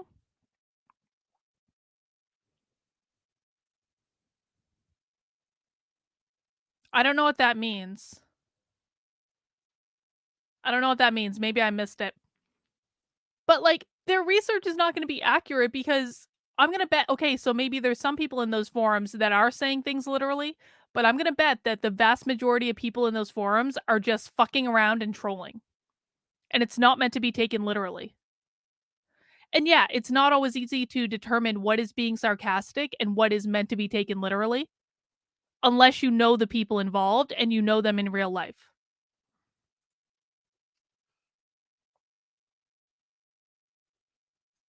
In any way representative of incels. On the forums, they explicitly promote violence and have been shuttered as a result of breaking community Brooks standards. Is making a great point, and I want to highlight Brooks's point. This is infuriating. Incels are lonely, self-defeated young men. So instead of telling incels they are worth loving, they pin incels with mass murder. That's exactly right. It's like these are lonely people on the internet that quite frankly need friends and need a social outlet and need to get a life and probably don't know how to do that because they've only ever known the internet. And it's like, you know, for the side that claims to be the side of empathy and compassion, I'm not getting the empathy and compassion at all coming through. All right. We're not going to talk about whatever that sexual act is that you guys cooked up. I need another beer. I'm almost done my purple drink. I'm about ready to be done with it, if I'm honest, because it's a little sweet. Hang on, I'm going to chug this.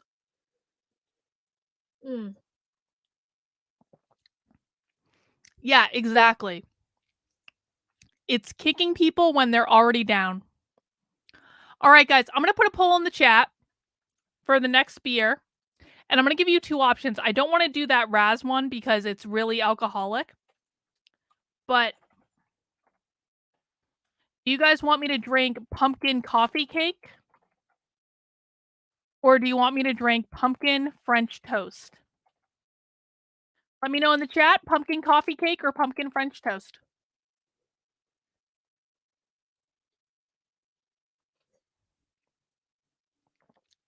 Cheers.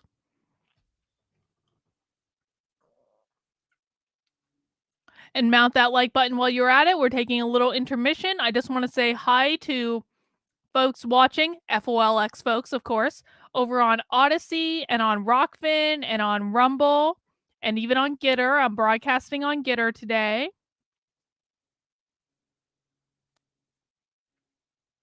I have been doing a lot of live streams on Gitter lately. Okay, let's see. I'm going to close voting in 10, 9, 8, 7, 6, 5, 4, 3, 2, 1. Pumpkin French toast it is. Let me see. Let's see. Pumpkin French. I hope this is good. I want it to be good. I like it when Pipe Dream Brewing is good.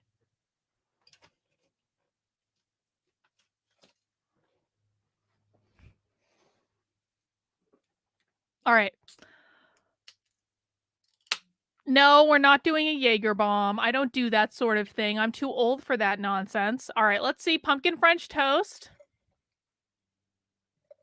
I just hope it's not like an IPA, because I don't think it is, but like, you never know. I'm gonna look at this, it's gonna be like double IPA.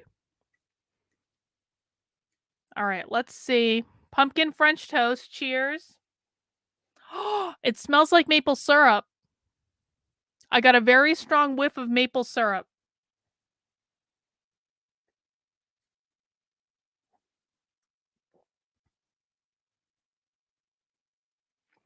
It's not bad. It's really, I don't think it tastes like pumpkin though. It tastes like maple syrup. It tastes, it's kind of, you know, I totally get the French toast thing because it really does have kind of like that kind of savory and sweet thing. Like you can almost taste like the French toast with like the maple syrup poured on top. Okay, not bad.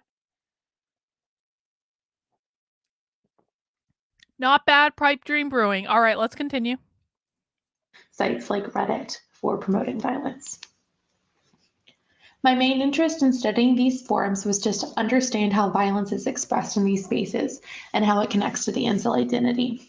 This led me to my They research had it aborted question. GIF? How is identity I've never constructed and seen that. maintained around violence promotions and online incel Oh, forums? God. To help me answer this question, and after completing primary observations of the forums, I formed two objectives. First, I've never seen to that understand GIF. the types of Or the violence girlfriend, promoted, the aborted motivation girlfriend. behind these types of promotions, and the way that violence is promoted on these forums. Second, to understand. Wait, so they had, hang on.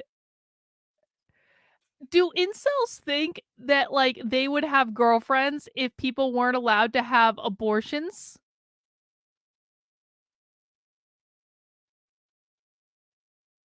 Oh my God. If abortion was just outlawed, there'd be more women in the world for them to date. Is that a real thing? Oh my God. So-called gatekeeping measures that are employed on truecells.org and incels.is, the two forums that I studied. After conducting primary observations, I settled on two forums, incels.is, which is now known as incels.co, and truecells.org.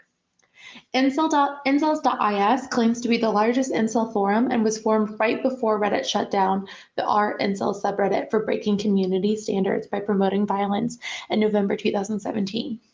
TrueCells.org is no longer online. It was started in August 2018 and was offline by mid-December. I chose to study two forums because I wanted to see if there was consistency in ideology and promotions of violence across the forums. I was also interested in studying forums of varying membership sizes. Based on the membership requirements, TrueCells was a more restrictive forum, whereas, again, incels.is claims to be the biggest. Finally, I was also interested in potential infighting between forums. So looking at I would actually be consistency and also interested in things like potential membership infighting as requirements well. I would cause actually be interested in the report infighting on or that. gatekeeping itself between the two forums. God. I conducted 5 months of Internet observations infighting. between August and December 2018 and made PDFs of all forum threads I observed and later coded so I could keep records and in case the posts were taken down or the forum was deplatformed. So I employed two theories and a concept to analyze the data collected from my observations. Wolfgang and Ficuti's subculture of violence theory posits that a subculture's acceptance of violent values likely lead the subculture to be more permissive of violence. These values act as a mechanism of social control, given that they require members of the so glad we subculture to switched. engage in violence This is much better. for their own protection and survival. Tadfels and Turner's social identity theory posits in-group will discriminate against an out-group to enhance their self-image. Social identity is then a person's sense of who they are based on their membership in a group. This gives the in-group a sense of belonging by comparing themselves to others and vilifying the out-group, and then helps them to solidify their own identity. Additionally, I employed the concept of virtual gatekeeping as framed by Razali Nehan to understand gatekeeping measures in the forums. In traditional print media, gatekeepers are those who control what is published. In virtual gatekeeping, gatekeepers can control access to information, membership, and identity. They can be both moderators or administrators, and or members of an online space. I took a multi-site digital ethnographic approach, conducting observations between August and December 2018 on both forums. From my initial observations, I was able to create codes of common language and concepts around violence, gatekeeping, and identity in the forums, and for my 2 research objectives. During the second round of coding, I coded threads based around these frames. My gender identity was a limitation in this study, as membership of both forums is restricted to men, so I wasn't able to create an account, also considering personal safety. Additionally, many incel forums, Wait. including these, have private Discord server chat. How would they have known her gender? How would they have known? How did they assess that? Like, I wouldn't imagine they'd be asking for ID. And private forums, but they require membership, additional screening, and often a certain number of so-called high-quality posts, which are often posts that promote violence. This limited my observations to forum threads that were publicly accessible. Through my observations, I found that there were 5 main types of violence promoted in these forums: rape, pedophilia, murder, suicide, and torture. Members promoted violence through their usernames and icons, which were often Look of at that mass post. murderers, misogynist killers, and serial killers that targeted women. Additionally, both forums had some form of memorialization for mass killers, with particular homage given to known incel killers or mass murderers who had targeted women. Okay, Expressed that's hatred legit. of women or members that members speculated could have been incel. In addition to having their images used as user icons or referenced in usernames, these memorializations of murderers happened in the Hall of Heroes section of the forums, or by referring to these men as saints. Often posting the Hall of Heroes entailed lengthy descriptions of these heroes, violent acts, and speculation on what may have motivated them to act. These so-called heroes or saints, with a history of violence against women, were particularly celebrated for this characteristic. The post on this slide is a Hall of Heroes entry celebrating Ted Bundy. Though members considered him too physically attractive to be an incel, he is still admired on incel forums specifically because his victims were— Wait, they considered Ted Bundy too physically attractive to be an incel?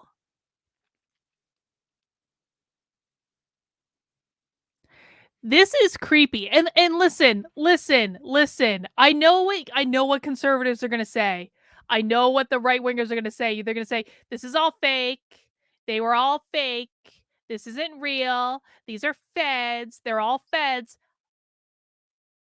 I'm not going to rule out that some of these people could absolutely and probably are feds. I'm not going to rule that out. However, I absolutely unequivocally believe that some of these people are also real and do really believe this stuff, because I've spent a fair bit of time not in these specific forums, but in things that are similar to this. So they're not all fake, is what I really want people who are going to say these are fake conservatives, these are fake people on the right, this isn't real, we aren't like this is what people on the right do like all the effing time. They deny it, and they look stupid when they deny it, because although there probably are some feds, there also are probably a lot of real people too that really do feel this way. That's a little creepy. It's a little creepy, to be honest. for women. Elliot Rodger is often referenced as ER on the forums and is also referred to as a saint. The ER reference is just one example of coded language that promotes violence, as members use ER to encourage others to commit attacks, as Rodger said. Oh, yeah, yo. Another frequently observed— Listen, let me tell you what. I have spent, after I got permanently banned on Twitter, I spent a fair bit of time on Gab baiting the neo-Nazis, like the real neo-Nazis on Gab, because there are absolutely real neo-Nazis on Gab. I spent a fair bit of time baiting them just so I could block them and get them out of my experience on Gab. Now, I will say this. Once I got the neo-Nazis blocked on Gab, Gab has been actually a much nicer experience. I'm actually really enjoying Gab. I'm getting a lot of interaction on Gab. I'm getting a lot of support on Gab. There are normal people on Gab too, but like, you have to block out all the bad people. You have to block them entirely. Gab has some good features. I like the groups on Gab. I'm getting actually, people are really receptive to my content on Gab, but not like the crazy people. I've blocked all of them, and yeah, so I've seen like some legitimately racist, anti-Semitic shit on there. It's really bad. And again, this is something people like to deny it. No, this is real. But if you block them, you know, it gets better. It gets better. There are normal people there too. Coded word is rope, which references suicide by hanging oneself. The quote used in the title of this presentation, "Don't just rope, be a hero," means And don't just kill yourself, commit mass murder like Elliot Rodger did. oh my fucking God, that is crazy town.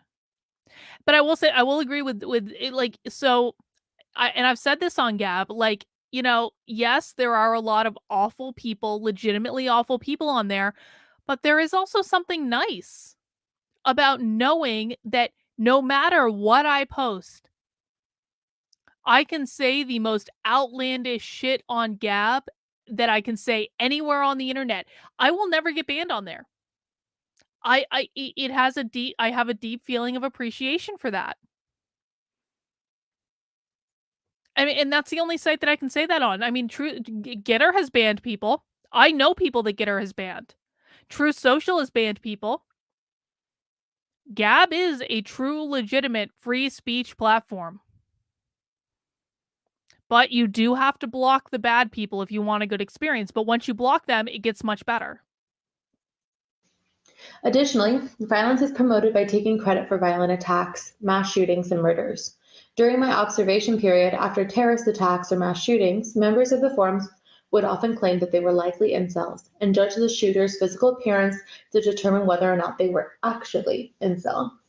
While many members celebrated these events and openly hoped that the shooter was, quote, ugly enough to be an incel, Wow. quote, others would post that even if the shooter wasn't incel, the media would paint them as one, as incels are blamed for everything, and this again reinforced their belief that incels are treated unfairly in society and are the lowest of the low. I don't go on Through my 4chan, I don't know. observations, I was able to determine a couple of possible motivations for violent promotions. Among them, revenge, carrying out or fulfilling a sense of justice, punishment, and control. Specifically, control of women's sexuality was among the most common motivators for promoting violence on these forums. Additionally, members appear to post violence to gain notice and maintain and validate their identity. For example, a member might publish a post celebrating Elliot Rodger so that they are recognized by other members as an incel. Or they might later argue that they are more suicidal than other members to further prove how miserable their life is and their true incel status. Members are in constant competition with each other to prove how miserable their lives are to gain the status of being the truest incel. It is kind of interesting to hear their interpretation, by isn't saying it? that someone is only incel if they do or believe certain things that individuals might assign to the incel identity. They then attempt to back these beliefs up by linking the belief to the black pill or their core incel identity traits. Some ways that this appeared in the forum were threads such as the one on this asks, at what age, meaning, at what age will you commit suicide? The way this question is phrased is not a question whether or not members will commit suicide, but when. If a member doesn't think they will commit suicide, their incel identity might be questioned. Another example of this identity gatekeeping was seen in posts promoting pedophilia. Members would argue that by the time a woman is 18, they have already ridden the cock carousel, meaning they have already had multiple sexual partners. Some members of these forums argue that to truly stop being an incel, they must have sex with a woman who is pure and virginal. What? If they sleep with a woman who has slept with other men, the incels are considered cocks or cuckolds, which incels look down upon. They believe that women who have slept with other men will inevitably leave them for men who have never been incels, making them cucks in truth. The solution they offer then is to sleep with girls under the age of 14, because this is the only true way to no longer be an incel, as they are more likely to be pure and they can more easily shape them so that they do not try to ride the cock carousel later, truly making them cucks. It is through these arguments that pedophilia is promoted. And when members do not agree with this view, Their identity as an incel is questioned by other members. Okay, I need my incel experts in the chat to confirm or deny what they're saying. I mean, to be honest, again, knowing how some of these online forums work, it actually wouldn't surprise me if everything that she is saying is true. I'm just looking for some confirmation in the chat. This is fucked up. Okay, if this stuff is true, and again, I'm not making an initial judgment until I have confirmation from people who know more about this than I do. Because I don't trust these women at all. I don't trust these women at all. I think they're politically motivated. However, I have seen a lot of shit like this. And it's really fucked up. And this is making me really uncomfortable. I'm really glad we switched. Vampire King Darkness says, yeah, incel forums do legitimately say stuff like that. This is legitimately messed up. See, this is as fucked up. Like this is actually fascinating because we have like the far left analyzing how fucked up the far right is without the far left understanding that they're just as fucked up, but like in different ways.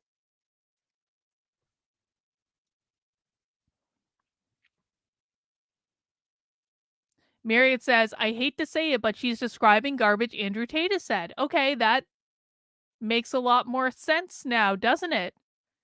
Doesn't it? I feel so uncomfortable right now. Yeah, of course you feel fine, bot.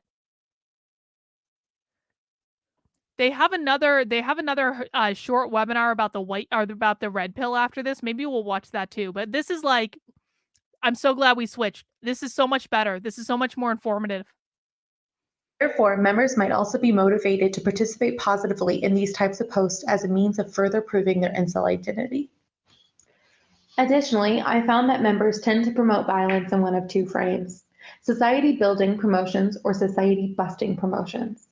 Members that believe the black pill believe that there is nothing that they can do to change their situation. So the option then remains to engage in violence either against themselves or society. While the violence against themselves takes the form of suicide promotions, the violence against society falls into society busting or building categories. Society busting promotions are promotions that advocate chaotic violence, such as mass murder, beta rebellion or beta uprising, or raping as many women as possible. What? Whereas the society building promotions are efforts and talks to legalize torture of women, rape and murder of women, and to do away with age of consent laws, essentially to legalize pedophilia. I found that one of the most basic gatekeeping measures is who has access to these forums. Women and gay men are not allowed to join the forums. Members are supposed to be incels, which incels.is defines as at least 6 months without sexual contact, and for true cells, it means never having had sexual contact. Both forums require that members be straight men. In addition to membership, both forums had rules about what is allowed to be posted. In both forums, any blue pill content, which is content that is seen as contrary to the black pill, is not allowed and may result in a ban. An example of the blue pill is someone saying that personality also determines successful romantic interaction and not just physical characteristics. When rules are broken, moderators can ban members, but members also have some say in who is accepted in the community. Well, they do this mainly by yeah, M169 is making a great point. What this makes the left's hatred of Jordan Peterson so strange because he speaks out against this. Jordan Peterson helps incels. But they don't, but here's the thing, and I think one of the things we learned from watching that first presentation, and I am glad we started with that first presentation, because one of the things we learned is that these women do not think that incels are worthy of help. They don't even see them as human. They completely dehumanize them. So they don't think they're worthy of help. So that's got to be one of the reasons that they hate Jordan Peterson. Jordan Peterson is highly, highly, highly effective at helping young men, especially, although his techniques can be used for anyone. It doesn't have to be just used by men. But Jordan Peterson is highly effective at helping young men improve their lives. And they don't want, like, the people presenting this webinar don't want these men to improve their lives because they don't think that they are worthy of empathy and care and consideration. It's really sad. The whole thing is so sad. Like, and I totally understand if these forums are like they are portraying them, and quite frankly, again, I have seen forums like this, so I don't. There is a small part of me that wants to go infiltrate an incel forum right now just to see, but I don't actually disbelieve what she's saying. If they're actually like this and people are spending a lot of time on these forums, like, these forums are going to drive people crazy. It's just like Twitter.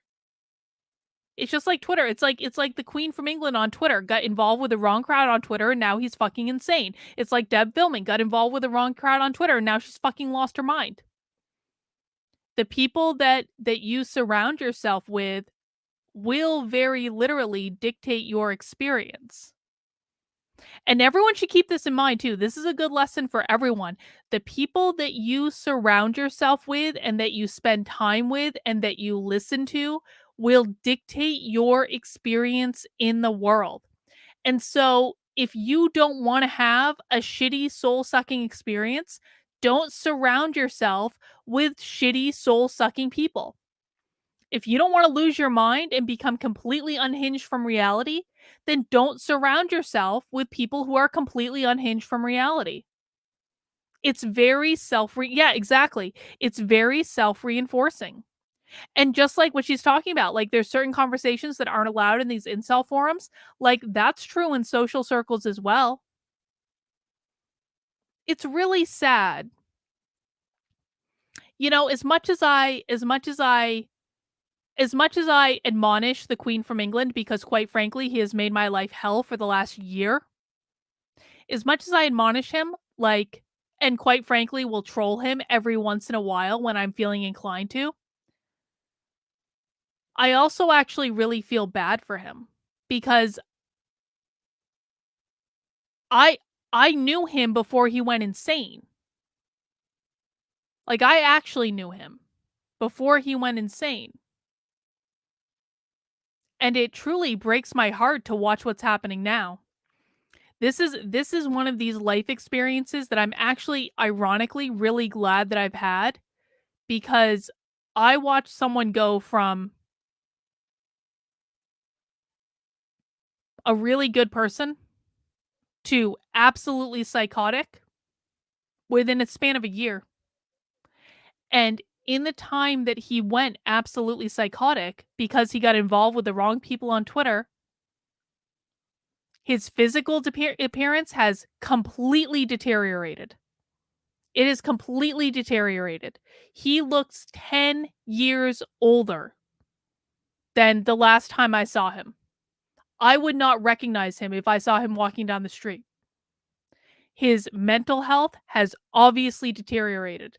The people that he's surrounded himself with, their mental health has obviously deteriorated. I knew a lot of these people in real life. They're loony now.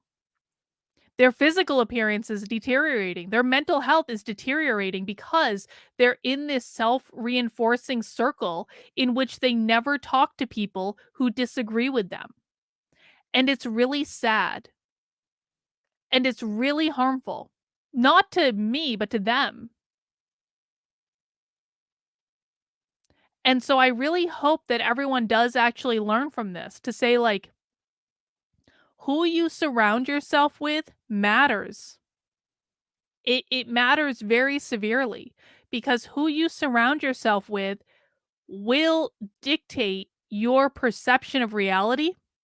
It will dictate your perception of what's possible.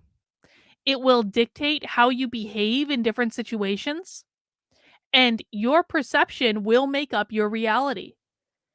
And I don't know. I just find the whole thing incredibly sad. Anyway, let's continue. Thank you for allowing me that point of personal privilege. By gatekeeping the incel identity and questioning the legitimacy of others.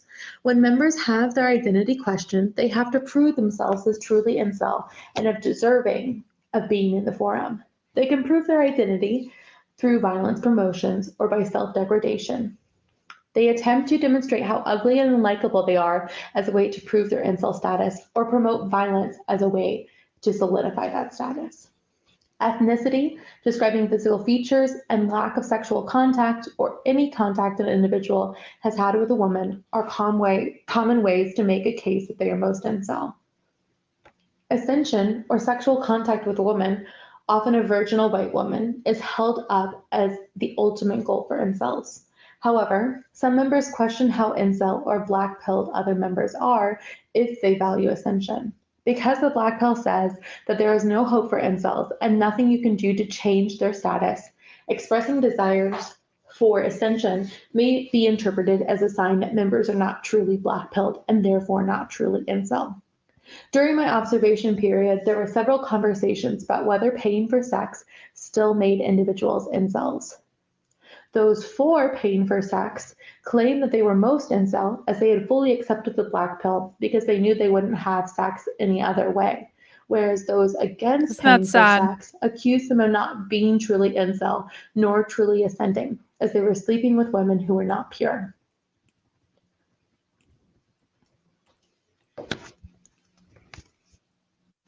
Violence is a norm in incel forums, as evidenced by the various promotions of violence. Members are encouraged to post or engage with violent content, and if they don't or don't do so adequately, they are question the use of violence, then their legitimacy is questioned and their identity is gatekept. Members gain status and admiration for violent content. For example, one member who had been previously married and had children was allowed to stay and post on the forum because of the quality of the content they posted, which was often advocating for the legalization of rape. These rewarding and punishing social controls determine the content that is posted. Gatekeeping of identity and content helps then to create an echo chamber by not allowing any content that contradicts the ideology. Social identity theory states that subordinate groups will internalize inferiority. This is widely present among incels as they claim that incels are subhuman. No, I disagree with you. She does get it. I disagree with you. She's saying that they can get sex whenever they want. She's saying they can get a hooker. What she's talking about, and again, I think that these women are far lefty, and I'm not just taking everything they say at face value at all, but like, they're talking about the culture. They're talking about the culture that's created in these communities, and I absolutely do understand what she's talking about. Human and the lowest of the low. However, incels then try to make themselves positively distinct despite this inferiority by saying it is better to be an incel than a normie or a cuck. A cuck meaning someone whose partner cheats on them, which they claim is an inevitability with women. Incels create two outgroups for themselves, normies and cucks, and non-cells, or the non-cells being members of the forum whose legitimacy they question. Incels use gatekeeping to solidify their identity as a true incel against non-cells.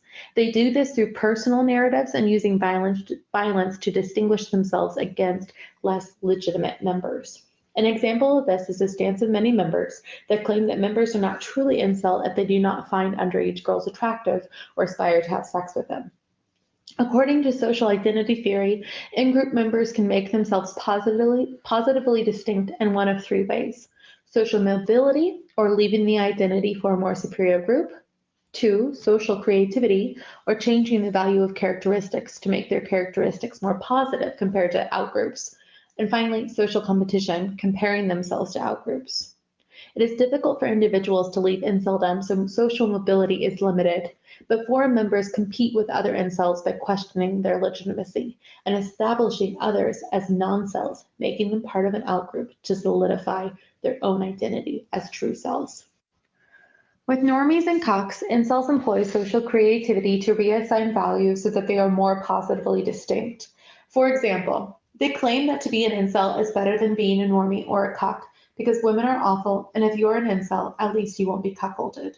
This makes it even harder for incels to leave, and they create a logical loop in doing so. The alternative to being an incel is to ascend and become a normie. However, with the logical loop that incels create, remaining an incel is better than becoming a normie, as incels do not want to risk the possibility of being cuckolded, which they view as even worse than being an incel and an inevitability of being a normie. By staying an incel, members then continually have to fight to prove and maintain their identity as an incel. They do this by promoting violence against others and against themselves. Incels construct identity around violence because it has become a norm in the forums. I mean, it seems like, it almost seems like I struggle with how I'm going to make this analogy without totally flubbing it. So please be like forgiving with me. But it almost seems like people who like, okay, I'm just going to say it. They get bored kind of with normal sex, with like vanilla sex, and they go to like the most extreme like BDSM variety. I know some of you know what I'm talking about. And I don't think there's anything necessarily wrong with that, by the way. Like, you like what you like, whatever, as long as it's all voluntary and everyone is relatively unharmed at the end of the day. Like, as long as everyone feels good about it, who the hell cares? But like it strikes me that like these people feel so kind of isolated that they go to these extremes in terms of talking about the violence and fantasizing about the violence because it's like it gives them something to feel. Does that make sense? Like, it actually, like, they've so, like, numbed themselves to, like, a lot of stuff that they have to go to the most extreme ends in order to feel anything. That's sad. It's sad. They feel isolated and like no one's in the groups give them a social connection. I think that's also part of it, absolutely. Chris B says, am I wrong, or is there an opportunity for these young men to change? They won't because of pressure from being rejected from this group. Well, I mean, yeah, I think it's like it's like any social system, right? It's like these young men probably didn't have like friends or like a social circle, and they found that in these groups. They found their social circle in these groups. And so if that's your only outlet to have a social connection, you're going to want to maintain that connection. So they probably, even though they could leave, and even though they could make other friends, and even though they could find girlfriends if they wanted to, they probably don't feel like they can. And this is a really good illustration of like what you believe in your head is true. There's no reason why most of these like incels couldn't find girlfriends. I'm sorry, there's just not. You can find a girlfriend. You can. She might not be a Stacy, but you can find a girlfriend for like companionship and to hang out and to do stuff and to have fun. And guess what? If any incels happen to be watching, when you actually have sex with someone, whether or not they're a perfect 10 or a virgin doesn't actually effing matter. Especially if you like that person, if you have feelings for that person, what they look like doesn't matter.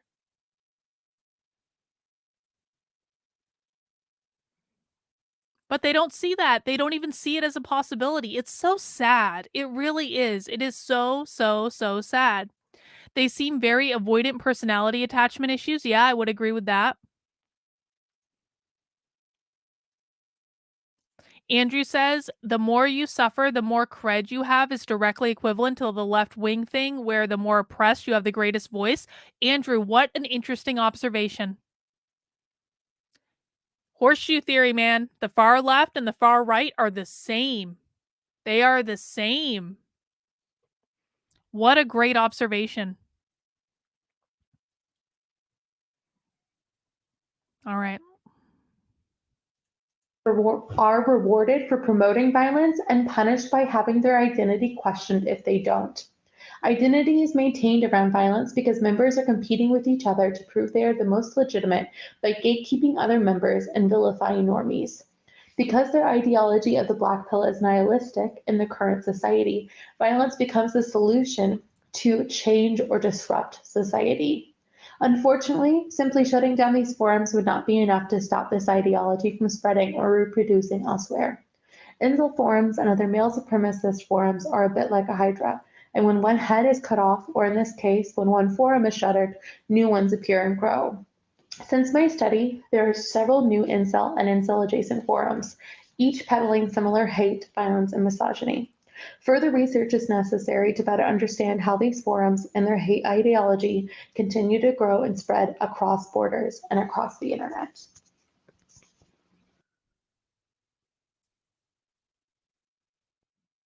That's a whole lot of resources right there. It's a lot of resources right there. Oh. Hi, everybody. Thank you so much, Megan, for that fascinating presentation. I'm going to make a few brief remarks focused on incel terrorism. I want to invite everybody to begin to ask any questions that they have in the chat function while I'm speaking. My recent article for the International Center for Counterterrorism, The Hague, looks at male supremacist terrorism as a rising threat. While we're focused in this webinar on incel violence in particular, I do want to mention that violence is a significant element of many male supremacist ideologies, and that while incels have gained substantial attention around attacks, particularly since 2014, that doesn't mean that they're the only risk. Incels that have waged terrorist attacks have in some cases targeted symbolic targets, which I think is a really key element of understanding how the misogyny works in this case.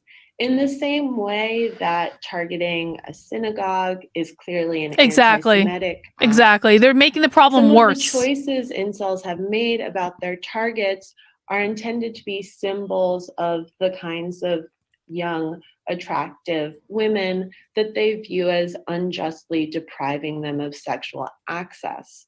We can think of one of the earliest attacks by a proto-incel, George Sodini, who targeted a fitness class of women. Elliot Rodger, whose manifesto is the most significant in explaining Who is Elliot Rodger? Thinking and justifications used by incel terrorists, who points out that his choice of what he refers to as the hottest local sorority is particularly intended to go after those women who he viewed as depriving him, and explicitly to strike fear in the hearts of all women because he can't kill them all. And so these are very clear motivations around terrorism. And then one of the more recent attacks in 2018 in Tallahassee, Florida, by Scott Bierley, targeted a yoga class. Again, the same kind of symbolism we might think about with the prior fitness class attack and the yoga. Hang on. Loquicious Primate says, there are some people with literally no social skills to the point that they can't even talk to women. So saying they can get a girlfriend is true, but we are talking about severe social disability. But they can learn. They can learn. There are very few people in the world who can't learn how to do this. It's learned behavior that they can't talk to women. That was learned. That was something they convinced themselves of at some point. And then it was reinforced by the social circle they were in. And so it may sound heartless and overly simplistic, but if you can learn something, then you can also unlearn something. I bet most of them do have Asperger's, but like half the people in my community have Asperger's.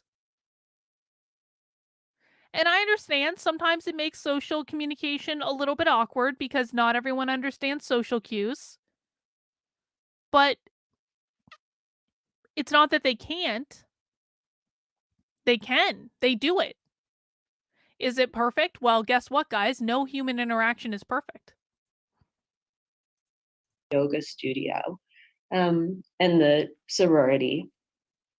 So I think that while much of the focus on male supremacist violence has come more around where it might associate with white supremacist violence, we see particularly in looking at incels that there is a motivation from misogyny itself to lead to significant acts of mass violence in addition to other elements of what Megan touched upon in terms of promoting the legalization of rape and other forms of interpersonal and sexual violence that we might see in incel and other communities. And as the incel community has evolved over the past years, it has become increasingly radical in terms of some of the themes that Megan touched upon in terms of heightened gatekeeping, pedophilia, promotion of rape, etc., and ways in which those are certainly influenced by other forums such as the Red Pill that we'll be talking about in our next webinar, and pickup artists who may focus on things like legalization of rape and promote what amounts to sexual violence.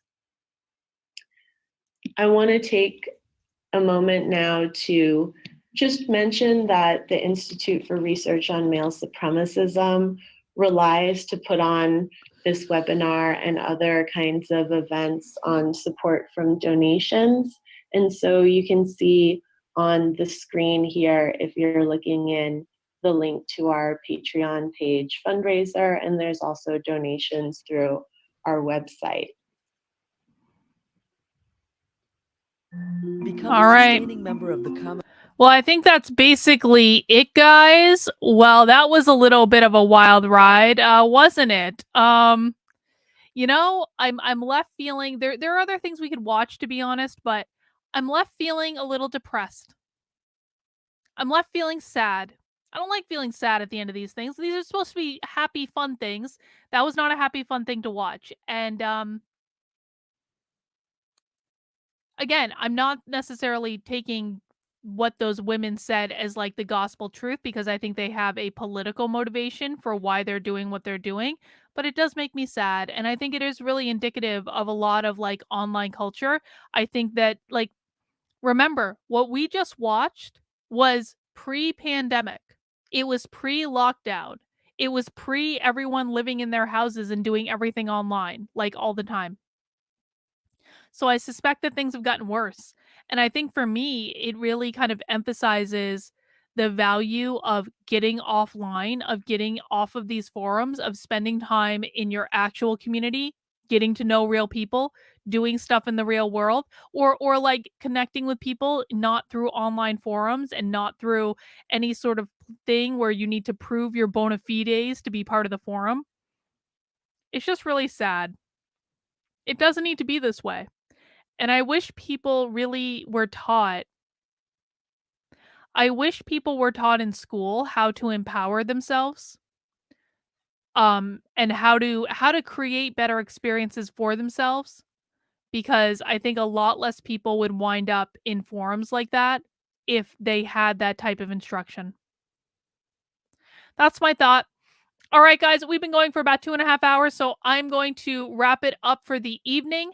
But I do want to remind everyone that tomorrow at 6 p.m., it's Socialism Saturday on my main channel. We're going to be watching socialists talk about capitalism. It should be an illuminating evening. I will, of course, have some drinks. I will be playing communist music. I don't have my hat yet. Maybe I'll get my hat someday. But guys, we will convene back tomorrow on my main channel, youtube.com/Dr. Karlyn Borysenko. The link is in the description below.